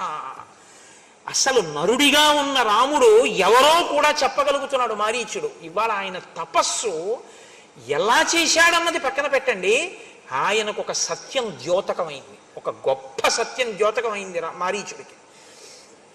కాబట్టి అటువంటి సీతమ్మని నువ్వు అపహరించి తేవడం అనేటటువంటిది కుదరదు. తస్య సా నరసింహస్య సింహోరస్కస్య భామిని ప్రాణేభ్యోపి ప్రియతర భార్యా నిత్యమనువ్రత. ఆమె పాతివ్రత్యం ఏమిటో తెలుసా? నరులయందు సింహము వంటి వాడు రాముడు. సింహం యొక్క వక్షస్థలం ఎలా ఉంటుందో అటువంటి వక్షస్థలం ఉన్నవాడు రాముడు. అటువంటి రాముని యొక్క ప్రాణము వంటిది సీతమ్మ. ప్రాణం ఎక్కడ ఉంటుందండి? గుండెల్ని కదా ఆధారం చేసి చెప్తాం. అంటే ఆయన గుండెల్లో ఆవిడుంది, ప్రాణంతో సమానమైనటువంటిది. ఆయనని నిత్యము అనువర్తిస్తుంది. నాకో ప్రాణం సీతమ్మ అంటే అంటావేమో, ఆమె ఆయన్ని అనువర్తిస్తుంది. నువ్వు తీసుకొచ్చినా నీ ప్రాణం పోవడానికి పనికొస్తుంది. కాబట్టి పిచ్చాడా ఆవిడ్ని తీసుకొస్తానంటే ఏంటి? జీవితంచ సుఖం చైవ రాజ్యం చైవ సుదుర్లభం యదీచ్ఛసి చిరం భోక్తం మా కృధారామ విప్రియం. నీ జీవితం బాగుండాలనుకుంటున్నావా? సుఖంగా ఉండాలనుకుంటున్నావా? రాజ్యం బాగుండాలనుకుంటున్నావా? చాలా కాలం సుఖాలు అనుభవిద్దాం అనుకుంటున్నావా? మా కృధారామ విప్రియం. రామచంద్రమూర్తికి అపకారం చేద్దామన్న ఆలోచన అసలు చెయ్యకు. అసలు ఆలోచన చేయకు. నేను నయం చేయనన్నానని ఇంకోటి దగ్గరికి వెళ్ళకు. అసలు ఆలోచన వదిలిపెట్టేసి అంటూ, నేను ఎప్పుడో ఒకనకొకప్పుడు పూర్వకాలంలో యజ్ఞధ్వంసం చేస్తుండేవాడిని. విశ్వామిత్ర మహర్షి దశరథ మహారాజు గారి దగ్గరికి వెళ్ళి రామలక్ష్మణుల్ని ఇద్దరినీ కూడా యజ్ఞరక్షణ కొరకు తీసుకొచ్చారు. అప్పటికి ఆయన చాలా చిన్నపిల్లవాడు. నేను విశ్వామిత్రుడు యాగం చేస్తుంటే ఆ యాగంలో తీసుకెళ్లి యాగభంగం చేయడం కోసమని వెయ్యకూడని పదార్థములు వేయడానికి దగ్గరగా వెళ్ళాను. పిల్లవాడే కదా, ఇతను ఏం చేస్తాడనుకున్నాను. అప్పటికి రాముడు ఎంతవాడో తెలుసా? రావణ అజాత వ్యంజన శ్రీమాన్ పద్మపత్ర నిభీక్షణ ఏకవస్త్రధరో ధన్వీ సిహీ కనకమాలయ. అజాత వ్యంజన శ్రీమాన్, ఇంకా పురుష లక్షణములు పుట్టనివాడు. అంటే ఇంకా మీసాలు కూడా రాలేదు ఆయనకి. పద్మపత్ర నిభీక్షణ, చక్కటి ఆ కనుదోయి కలిగినటువంటి వాడు. పద్మపత్రములు ఎలా ఉంటాయో అటువంటి నేత్రములు కలిగినటువంటి వాడు. ఏకవస్త్రధరో ధన్వి, బ్రహ్మచర్యమునకు అనుగుణంగా ఏకవస్త్రం కట్టుకునేటటువంటి వాడు. శిఖి, పిలక పెట్టుకుని ఉంటాడు. కనకమాలయ. అటువంటి రామచంద్రమూర్తి బాలచంద్రుడు వస్తే ఎలా ప్రకాశిస్తుందో దండకారణ్యం ఆయన వస్తే అలా ప్రకాశించింది. చిన్న పిల్లవాడు వస్తే శోభయం దండకారణ్యం దీప్తేన స్వేన తేజస అదృశ్యత తతో రామో బాలచంద్ర యువోదిత. బాలచంద్రుడి చేత ఆకాశము ప్రకాశించినట్టు దండకారణ్యమునకు వచ్చినటువంటి చిన్ని రాముని వలన అలా ప్రకాశించింది. నేను ఆ చిన్న రాముడు మన్నేం చేస్తాడని యజ్ఞభంగం చెయ్యబోయాను. ఆయన మానవాస్త్రం పెట్టి కొట్టాడు నన్ను. కొడితే 100 యోజనముల సముద్రం యువతలకు వచ్చి నేను సముద్రంలో పడిపోయాను. నా అదృష్టం కొద్దీ ప్రాణాలు పోలేదు, బతికాను. అప్పటి నుంచి నాకు రాముడంటే చాలా భయం. అంత చిన్న పిల్లాడు కొట్టాడు నన్ను మానవాస్త్రం పెట్టి 100 యోజనముల దూరం వెళ్ళి పడేటట్టు. ఆ తర్వాత ఆయన యవ్వనంలోకి వచ్చాడు, పెళ్లి చేసుకున్నాడు. ఆయన చాలామంది ఋషుల్ని సేవించాడు, అగస్త్యాది మహర్షుల్ని సేవించాడు. ఇప్పటికి ఆయన దగ్గర ఇంత శస్త్రాస్త్ర సంపద ఉందో. అప్పుడే ఎలా ఉన్నాడంటే ఇప్పుడు ఆయన దగ్గరికి ఎవడెడతాడరా? ఆయన జోలికి వెళ్ళడం ఏమిట్రా? ఎంత సత్యం మాట్లాడుతున్నాడండి. రాముని యొక్క ఎదుగుదలని బాగా తెలుసుకున్నవాడు మారీచుడు. రాముడి గురించి ఏమీ తెలియకుండా ఆయనంత వాడంటున్నటువంటి వాడు రావణాసుడు. అంటూ ఆయన అన్నాడు, హమ్య ప్రాసాద సంబంధాం నానారత్న విభూషితాం ద్రక్షచిత్తం పురీం లంకాం వినష్టాం మైథిలీకృతే.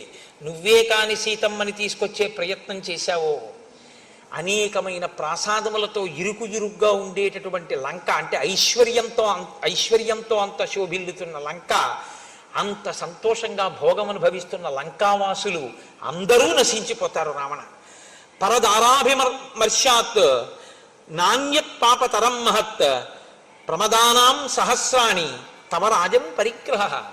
అన్య స్త్రీని కోరుకున్నటువంటి వాడు, పరుల భార్యని కోరుకున్నవాడు జీవితంలో వృద్ధిలోకి వచ్చి బతికి బట్ట కట్టినట్టు లోకంలో ఇప్పటి వరకు లేదు. ఒకటి గుర్తుపెట్టుకోండి, లోకంలో అన్నిటికన్నా కష్టం ఏమిటో తెలుసా అండి? చాలా చాలా కష్టం ఏమిటో తెలుసా? చచ్చిపోవడం. అందుకే మనం పూజ చేస్తే అనాయాసేన మరణం వినా దైన్యేన జీవితం అని అడుగుతారు. ఈశ్వరుడు ఏం చేస్తాడంటే, అందుకు కదండి సనాతన ధర్మంలో మృత్యువు దేవత అయింది, మృత్యుదేవత అంటారు. ఆవిడ తీసుకోలేదనుకోండి, ఆవిడ నేను పట్టుకెళ్ళనండి అప్పుడేందనుకోండి, అయిపోయిందే వాడి పని. నేను ఒకనకొకప్పుడు కాకినాడలో ఒకసారి ఉపన్యాసం చెప్తుంటే, పేరెందుకు చెప్పాలి, ఒకప్పుడు మంచి బలాఢ్యుడై ఉండేటటువంటి వ్యక్తి, నేను ఇంకొక కోణం మాట్లాడకూడదు, ఆయన మీరు ఇక్కడ దాకా వచ్చారని తెలిసింది, ఒక్కసారి మిమ్మల్ని చూస్తానంటున్నారు కోటేశ్వరారు, ఒక్కసారి మా ఇంటికి రండి అని అడిగింది వాళ్ళ ఆవిడే. అడిగితే నేనన్నాను, ఎందుకమ్మా నేను రావడం ఎందుకు, వారం రోజుల నుంచి చెప్తాడు కదా ఆయన రమ్మనండి ఒకసారి, ఇక్కడికి వచ్చి వింటారు కదా కాసేపు అన్నాను. అంటే ఆవిడంది, ఆయన రాగలిగిన స్థితిలో లేరు అసలు, ఆయన ఇప్పుడు మంచం మీద ఉన్నారండి. అంటే నాకు జాలేసింది, అయ్యో అటువంటిప్పుడు మనం వెళ్ళడానికి భేషజం ఏంటి, ఏదో ఇక్కడికే రావచ్చు కదా అన్నాను. కానీ ఆయన నన్ను చూడాలి, పాపం మంచాన ఉన్నారంటే నేను వెళ్ళాలి కదా అమ్మ, రేపు కొంచెం తొందరగా వచ్చి మీ ఇంటికి వస్తాను. తొందరగా వచ్చి వాళ్ళ ఇంటికి వెళ్ళాను. వెళితే ఆవిడంది, నేను ఆ మేడ మీదకి తీసుకెళ్తున్నారు నన్ను, ఆయన ఉన్న గదిలోకి తీసుకెళ్తాను. ఆవిడంది, అయ్యా ఏమనుకోకండి, మీ ఉత్తరీయం తీసి కొంచెం ముక్కుకు అడ్డంగా కట్టుకోండి అన్నారు ఆవిడ. అంటే నేను తెల్లబోయాను, ఎందుకమ్మా కట్టుకోవడం ఎందుకన్నాను, మీరు లోపలికి దాకా రాలేరు అన్నారు ఆవిడ. అంటే అలా ఎందుకు ఉంటుందా అనుకుని నేను ముక్కుకి ఉత్తరీయం అడ్డు పెట్టుకుని ఆ దగ్గరికి వెడితే ఆయనకి 2 కాళ్ళు చెయ్యి నోరు కూడా పడిపోయి, పడిపోతే దొల్లలేడు, మలమూత్రములు తనవి తాను విసర్జించలేడు, తీయలేడు, ఏదీ పడదు, ఎప్పుడూ అతిసారమే, ప్రాణం పోదు. అసలు నేను గుర్తుపట్టలేకపోయినా ఆయన అస్థిపంజరంలో ఉన్నాడు. మలమూత్రములు వెళ్ళి వెళ్ళి వెళ్ళి వెళ్ళి మొత్తం ఆ గదంతా వాసన పట్టేసింది. 10,000 ఇస్తానన్నా ఎవ్వరూ మేము పనిచేయమన్నారు. అన్నం లేకపోతే ఎక్కడో సత్రంలో తింటాం కానండి, మేము చేయమన్నారు. కాబట్టి ఇప్పుడు భార్య కూడా వెళ్ళి చేసే పరిస్థితి కాదు. కాబట్టి ఇప్పుడు ఆయన నా వంక ఇలా తల తిప్పి చూసి కనుల కొనుకులలోంచి ఇలా నీళ్లు కారితే నమస్కారం చేద్దామని ఉంది ఆయనకి. పాపం నా మీద ఎక్కడో ప్రేమ మిగిలిపోయింది. చేతులు లేవు, నమస్కారం చేయలేడు.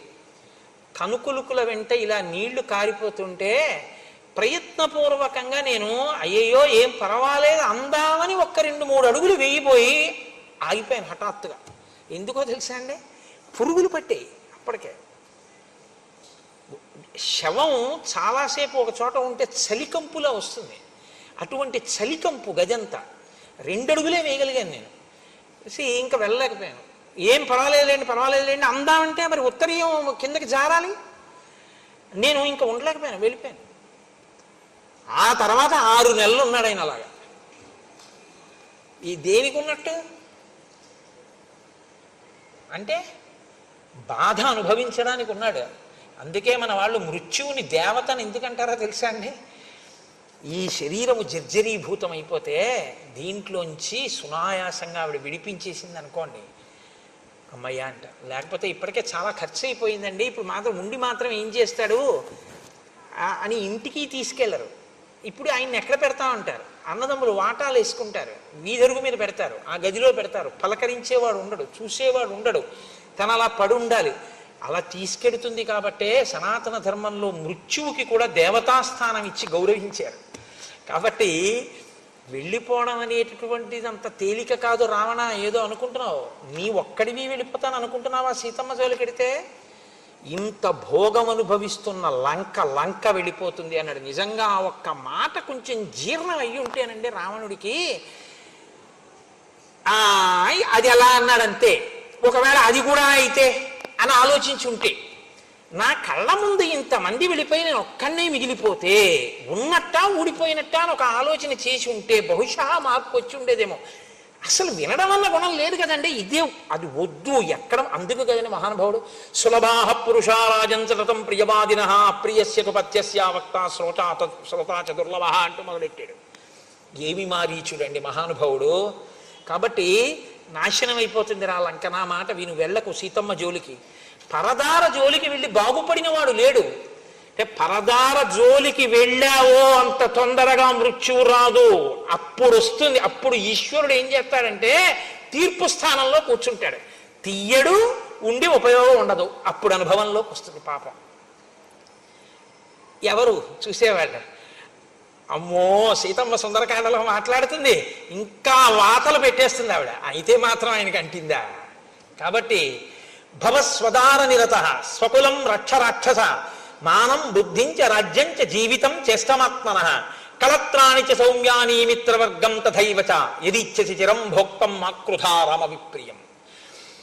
నీ దార యందు, నీ భార్యల యందు నువ్వు తృప్తి పొందు, నీ కులాన్ని నువ్వు రక్షించుకో, నీ యొక్క గౌరవాన్ని నువ్వు కాపాడుకో, నీ బుద్ధిని సక్రమంగా ఉంచుకో, నీ రాజ్యాన్ని కాపాడుకో, నీ జీవితాన్ని కాపాడుకో. కళత్రానికి సౌమ్యాన్ని, నీ యొక్క భార్యలతో నువ్వు సంతోషంగా ఉండాలని నువ్వు కోరుకుంటే, మిత్రవర్గం తథైవచ, నీ మిత్రులు సంతోషంగా ఉండాలని కోరుకుంటే, యదీచ్ఛసి చిరం భోక్తం, నువ్వు చాలా కాలం ఇలా సుఖాలు అనుభవించాలనుకుంటే మాకృధా రామ విప్రియం, రామునికి మాత్రం అపకారం చేద్దాము అని ఎప్పుడూ అనుకోకు.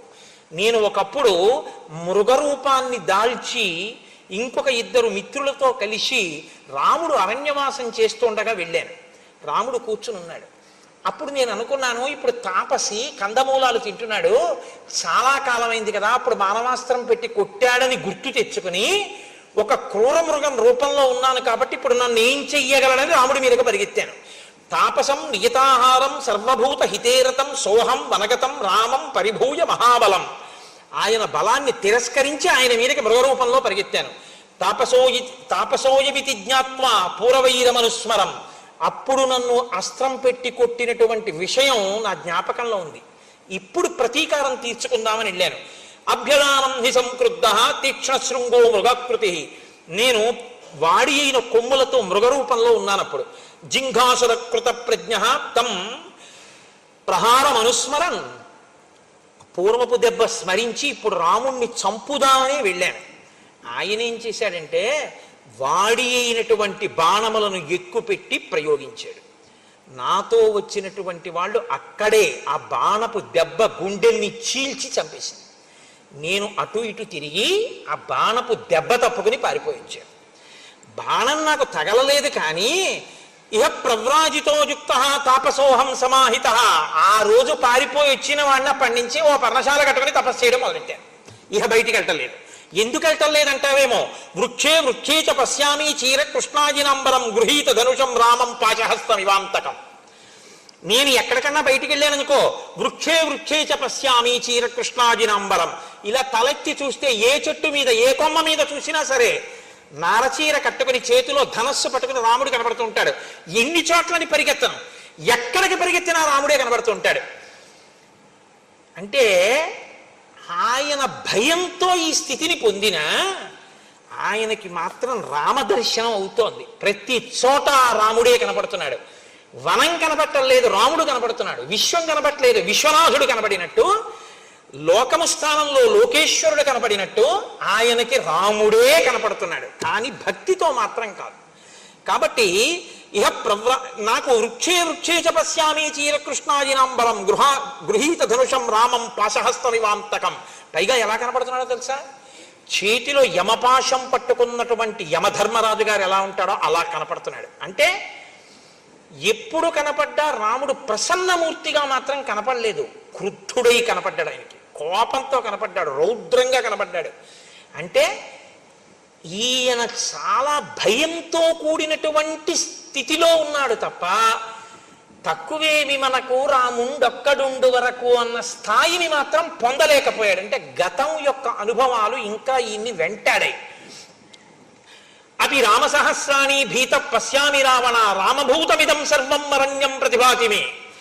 నాకు అపి రామ సహస్రాణి, సహస్రాణి అంటే 1000 అని కాదు, అనంతం. నాకు ఎక్కడ చూసినా రాముడే. ఆ రాముడిని చూసి భీత పశ్యామి రావణ, నాకు భయం వేసేస్తుంది. రామభూతమిదం సర్వం అరణ్యం ప్రతిభాతిమే, అరణ్యమంతా రాముడే, కొమ్మలు రాముడు. అదేంటి ఏదో సర్వం రామమయం అంటారు చూసారా, అసలు అలా కనపడింది మారీచుడికొక్కడికే. రామభూతమిదం సర్వం అరణ్యం ప్రతిభాతిమే, నాకు ఈ అరణ్యం అంతా రాముడై ప్రకాశిస్తోంది. నాకు ఇంకా చెట్లు, కొండలు, గుట్టలు, ఏర్లు, సెలయేర్లు, నదులు, నదములు ఇవేం నాకు కనపడవు, నాకు అన్ని రాముడే. కాబట్టి నాకు భయం. ఇది ఎక్కడ వరకు పోయిందో తెలుసా? పడుకుందామంటే దృష్ట్వా స్వప్నగతం రామం, కల వస్తే రాముడు వస్తాడు. కల దాటితే కదా సుషుప్తి. జాగ్రత్త నుంచి స్వప్నావస్థ, స్వప్నావస్థ నుంచి సుషుప్తి. అసలు నిద్ర పోదామంటే రాముడే.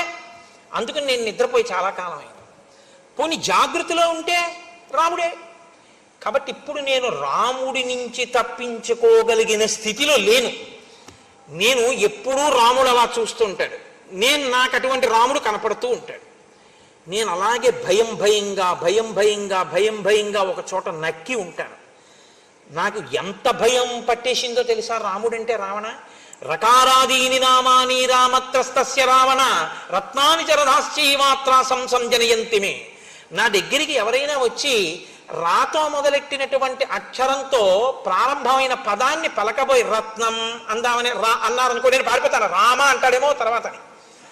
రత్నాని చ రథాశ్చైవ, రథం అందామని రా అన్నాడు అనుకోండి, నేను పారిపోతాను. ఎందుకంటే తర్వాత మా అంటాడేమో భయం. నాకు రా అని వినపడితే పారిపోతాను. నాకంత భయం పట్టేసిందయా. నాకు రామ అంటే భయం, రాముడే నాకు కనపడుతూ ఉంటాడు. నాకు ఇంకేం కనపడటం లేదు వచ్చిన బాధ. నాకు చెట్లు పుట్టలు ఏం లేవు, అన్ని రాముడే. అది ఎలా పాశహస్త వివాంతకం, చంపేసేటటువంటి యముడిలో కనపడుతూ ఉంటాడు నాకు. కాబట్టి అయినా నేను తెలియక అడుగుతాను, రావణ మీ చెల్లెలు ముక్కు చెవులు కోసేశారు, ఖరదూషణాదుల్ని చంపేశాడు, ఉత్తిని చంపేశాడని చెప్పావు కదా, ఏ పని లేకుండా చంపేశాడన్నా నేను చెప్పనా యథార్థం ఏమిటో? ఇది శూర్పణకాహేతో జనస్థానగతకర అతివృత్తో హతపూర్వం రామేణా కృష్ణకర్మణ అత్ర బ్రూహి యథాతత్వం కో రామస్య వ్యతిక్రమ. ఈ ఖరదూషణాదులనేటటువంటి వాళ్ళు మర్యాదని మరిచిపోయి రామచంద్రమూర్తికి ఇంతమందిని కలిసి యుద్ధానికి వెడితే రాముడు 14,000 మందిని యుద్ధంలో తెగటార్చాడు. శూర్పణక యుక్తాయుక్త విచక్షణ మరిచిపోయి రాముడి దగ్గరికి వెడితే ముక్కు చెవులు కోశాడు తప్ప అసలు విషయం తెలుసుకోకుండా నీ ఇష్టం వచ్చినట్టు మాట్లాడతాయేంటి? తప్పది. రాముడి దోషం ఏముందని ఇవాళ రాముడి భార్యను అపహరిస్తానంటున్నావు? నువ్వు అలా మాట్లాడకూడదన్నాడు. అసలు నిజంగానండి కుండ బద్దలగొట్టినట్టు అంటారు చూసారా, అంత స్పష్టంగా మాట్లాడేశాడు. ముందే చెప్తాడుగా, వక్తా శ్రోతాచ దుర్లభ. వినకపోవడం ఎంత ప్రమాదం తెస్తుందో మీరు రావణుడి వైపు చూడాలి. రావణుడు చూడండి ఎలా మాట్లాడతాడో. తం పద్యహిత వక్తారం మారీచం రక్షసాధిప అబ్రవీత్ పరుషం వాక్యం అయుక్తం కాలచోదిత. కాలుని చేత చోదితమైన వాడు అంటే యమధర్మరాజు గారి చేత గ్రసింపబడడానికి సిద్ధంగా ఉన్నవాడికి మంచి మాట తలకెందుకు ఎక్కుతుంది? కాబట్టి ఎక్కలేదు. వాక్యం నిష్ఫలమత్యర్థం ఉక్తం బీజ మివోషరే. ఉషర క్షేత్రంలో పడినటువంటి విత్తనం ఎలా మొలకెత్తదో అలా మారీచుడు ఇంత కష్టపడి చెప్పినా రావణాసురుడి తలకెక్కలేదు. స్త్రీవాక్యం ప్రకృతం శుత్వా వనమేక పదే గతః. రాముడి గురించి అంత గొప్పగా చెప్తాయండి. ఒక ఆడదాని మాట విని వెంటనే హఠాత్తుగా లేచి అయోధ్య విడిచిపెట్టి అరణ్యవాసానికి పోయినటువంటి ఉద్రేకం ఉన్నవాడు రాముడు అంటే. అవశ్యంతు మయా తస్యా సంయుగే కరగాతినః ప్రాణై ప్రియతరా సీతా హర్తవ్యా తవ సన్నిధౌ. ఖరదూషణాదుల్ని సంహరించినటువంటి ఆ రాముడికి సరైనటువంటి శిక్ష ఆయన ప్రాణ సమానమైనటువంటి సీతని అపహరించడమే. అది కూడా నీ సమక్షంలోనే జరగాలి. అంటే నువ్వు నాకు ఉపకారం చేసి తీరాలి, చుక్కల జింకగా రావాలి. నా మాట వినద్దనుకుంటున్నావేమో. పంచరూపాణి రాజానో ధారయం చమితేజసౌః అగ్నేరింద్రస్య సోమస్య వరుణస్య యమస్య చ ఔష్ట్యం తథా విక్రమంచ సౌమ్యం దండం ప్రసన్నతాం. రాజు అంటే రాజు ఒక్కడే అనుకుంటున్నావేమో, రాజు 5 రూపాల్లో ఉంటాడు. ఆయన అగ్నేరింద్రస్య సోమస్య వరుణస్య యమస్య చ. అగ్ని స్వరూపం ఆయనే, ఇంద్రస్వరూపం ఆయనే, వరుణస్వరూపం ఆయనే, సోమస్వరూపం ఆయనే, యమస్వరూపం ఆయనే.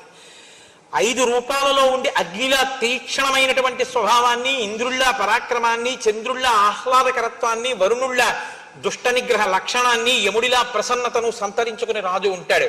కాబట్టి రాజుతో మాట్లాడేటప్పుడు ప్రసన్నుడవై అంజలి ఘటించి వినయంగా మాట్లాడడం నేర్చుకోవాలి. నేను అడగని విషయాలు నేను చెయ్యమనని బోధానాన్ని నాకెవడు చేయమన్నాడు నిన్ను? ఇది ధూర్త లక్షణం కాదా? కాబట్టి నేను అడగంది నువ్వు ఎందుకు మాట్లాడుతున్నావు? మాట్లాడేటప్పుడు భక్తి శ్రద్ధ అవసరం కాదా? నేను పోతాను, నా రాజ్యం పోతుంది, లంక పోతుంది, ఇవే నువ్వు ప్రభువుతో మాట్లాడవలసిన మాటలు? నేను ఏది చెప్పానో అది నువ్వు చేయి చాలు. సంవర్ణస్త్వం మృగో భూత్వా చిత్రో రజత బిందుభి ఆశ్రమే తస్య రామస్య సీతాయా ప్రముఖేచర ప్రలోభయిత్వా వైదేహిం యథేష్టం గంతుమర్హసి. నువ్వు నేను చెప్పినట్టుగా బంగారు చుక్కలు కలిగినటువంటి మృగంలా వెళ్ళి సీతమ్మ తల్లి యొక్క సమీపంలో కదలాడు. రామచంద్రమూర్తి నిన్ను వేటాడడం కోసం వస్తారు. ఆ తర్వాత నేను సీతాపహరణం చేస్తాను. బతికితే నీ ఇష్టం, ఎక్కడికైనా పో. అపక్రాంతే తు కాకుచ్చే దూరం యత్వాప్యుదాహర హాసీతే లక్ష్మణేత్యేవం రామవాక్యానురూపకం. రామచంద్రమూర్తి కంఠం ఎలా ఉంటుందో అలాంటి కంఠాన్నే నువ్వు అనుకరిస్తూ హా సీత, హా లక్ష్మణ అని దూరంగా వెళ్ళిన తరువాత అరవాలి. అరిస్తే రాముడికి అపకారం జరిగిందనుకుని లక్ష్మణుడు వెళ్ళిపోతాడు. లక్ష్మణుడు వెళ్ళిపోతే నేను సీతను అపహరిస్తాను. అపక్రాంతే చ కాకుచ్చే లక్ష్మణే చ యథాసుఖం ఆనయిష్యామి వైదేహిం సహస్రాక్ష శచీమివ. ఇంద్రుడు శచీదేవిని ఎలా తీసుకెడతాడో అలా నేను లక్ష్మణుడు దూరంగా వెళ్ళిన తర్వాత సీతమ్మని తీసుకెడతాను. రాజ్యస్యార్థం ప్రయచ్చామి మారీచ తవ సువ్రత. నువ్వు ఈ పని కాని చేసి పెడితే నీకు రాజ్యంలో సగభాగం ఇచ్చేస్తాను అని రావణుడు మాట్లాడడం అంటే ఎలా ఉంటుందో చూడండి. మాట విననివాడు మాట్లాడడం అంటే ఎలా ఉంటుందో అద్భుతం. రావణుడి నోటి వెంట వచ్చినటువంటి ఈ మాటని వాల్మీకి మహర్షి మనకు అందించడం. ఆసాద్యతం జీవిత సంశయస్తే మృత్యుర్ధ్రువో హ్యద్యమయా విరుధ్య ఏతద్యథావత్ ప్రతిగృహ్య. ఆ సీత హా లక్ష్మణ అన్నాక లక్ష్మణుడు వెళ్ళిపోయాడు అనుకో, నువ్వు చచ్చిపోవాలని నేను ఎందుకు కోరుకుంటాను? సీతమ్మను అపహరించి తీసుకెళ్ళిపోతాను, పైగా బతికున్న నీకు అర్ధరాజ్యం ఇస్తాను. నువ్వు నీ చెప్పిన పని చెయ్యనన్నావు అనుకో, ఇప్పుడే చంపేస్తాను. కాబట్టి చచ్చిపోవడం ఖాయం నీకు రెండు రకాలుగా. ఒకటి నా చేతిలో అన్నా చచ్చిపోవాలి, రెండు రాముడి చేతిలో అన్నా చచ్చిపోవాలి. రాముడి చేతిలో చచ్చిపోతావా, నా చేతిలో చచ్చిపోతావా? రెండు. రాముడి దగ్గరికి వెడితే బతకచ్చేమో, ఇంతకన్నా ఇంకో మాట ఉండదు. ఎందుకో తెలుసా? రాముడి దగ్గరికి వెడితే ఇంకా జింక వేషంలో సీతమ్మ తల్లిని లోభ పెట్టడానికి వచ్చిన మృగము అని ఆయన కంఠాన్ని అనుకరించి పలికిన తరువాత ఆయన బాణం వేస్తే బతికుంటాడా? కాబట్టి ఇవ్వబడినటువంటి అవకాశం ఏమిటంటే నా చేతిలో చస్తావా, రాముడి చేతిలో చస్తావా. మారీచస్య మహాత్మనః ఏం కోరుకుంటాడు? రాముడి చేతిలో చచ్చిపోవడాన్నే కోరుకుంటాడు. చచ్చిపోవడం అన్నది ఎలాగో తథ్యం, ఈ రాముడి చేతిలో ఎందుకు చావు? కాబట్టి ఆఖరి అవకాశంగా ఇంకొక మాట చెప్పి చూస్తాను ఏమంటాడో. కాబట్టి పాపం మారీచుడు మళ్ళీ 4 మంచి మాటలు మాట్లాడడం ప్రారంభం చేశాడు. ఆ మంచి మాటలు ఏమిటో ఏదో గబగబా చెప్పేయడం నాకు ఇష్టం లేదు. ఎందుచేతనంటే మారీచుడి మాటలంటే అత్యద్భుతం ఆ మాటలు. కాబట్టి రేపటి రోజున నేను ఆ మిగిలినటువంటి మాటల్ని చెప్పి మిగిలినటువంటి కథాక్రమాన్ని రామచంద్రమూర్తి ఎంతవరకు పలికిస్తే అంతవరకు రేపటి రోజున పలికేటటువంటి ప్రయత్నం చేస్తాను. మనం పెట్టుకున్నటువంటి ఆచారాన్ని అనుసరించి ఒక 11 మాటలు రామచంద్రమూర్తి యొక్క నామాన్ని పలుకుతాం. పాహి కృష్ణాయనచు ద్రౌపది పలికినది శ్రీరామనామము. రామనామము రామనామము రమ్యమైనది రామనామము. గోచరంబగు జగము లోపల గోప్యమైనది రామనామము. రామనామము రామనామము రమ్యమైనది రామనామము. బ్రహ్మ సత్యము జగన్మిథ్యాభావమే శ్రీరామనామము. రామనామము రామనామము రమ్యమైనది రామనామము. భక్తితో భజించు వారికి ముక్తి నొసగును రామనామము. రామనామము రామనామము రమ్యమైనది రామనామము. భగవదర్పిత కర్మ పరులకు పట్టుబడు శ్రీరామనామము. రామనామము రామనామము రమ్యమైనది రామనామము. సకల జీవులలోన వెలిగే సాక్షిభూతము రామనామము రామనామము రామనామము రమ్యమైనది రామనామము ఆంజనేయుని వంటి భక్తులకాశ్రయము శ్రీరామనామము రామనామము రామనామము రమ్యమైనది రామనామము రాకడయు పోకడయు లేనిది రమ్యమైనది రామనామము రామనామము రామనామము రమ్యమైనది రామనామము సోమ సూర్యాదులను మించిన స్వప్రకాశము రామనామము రామనామము రామనామము రమ్యమైనది రామనామము దాసులను రక్షించదయగల ధర్మనామము రామనామము రామనామము రామనామము రమ్యమైనది రామనామము పరమపదమును చేరుటకు మరి దారి చూపునది ఈ రామనామము రామనామము రామనామము రమ్యమైనది రామనామము తల్లి వలె రక్షించు సుజనుల నెల్ల కాలము రామనామము రామనామము రామనామము రమ్యమైనది రామనామము మంగళంబగు భక్తితో పాడిన శుభకరంబగు శ్రీరామనామము రామనామము రామనామము రమ్యమైనది రామనామము మంగళాశాసనపరైః మదాచార్య పురోగమైః సర్వైశ్చ పూర్వైరాచార్యైః సత్కృతాయాస్తు మంగళం మంగళం కోసలేంద్రాయ మహనీయ గుణాత్మనే చక్రవర్తి తనూజాయ సర్వభౌమాయ మంగళం ఉమాకాంతాయ కాంతాయ కామితార్థప్రదాయినే శ్రీగిరీశాయ దేవాయ మలినాథాయ మంగళం కరచరణకృతం వా కర్మవాక్కాయజం వా శ్రవణనైనజం వా మానసం వాపరాధం విహితం వా సర్వమేత్తక్షమస్వ శివ శివ కరుణాబ్ధే శ్రీమహాదేవ శంభో సర్వం శ్రీ ఉమామహేశ్వర బ్రహ్మార్పణమస్తు.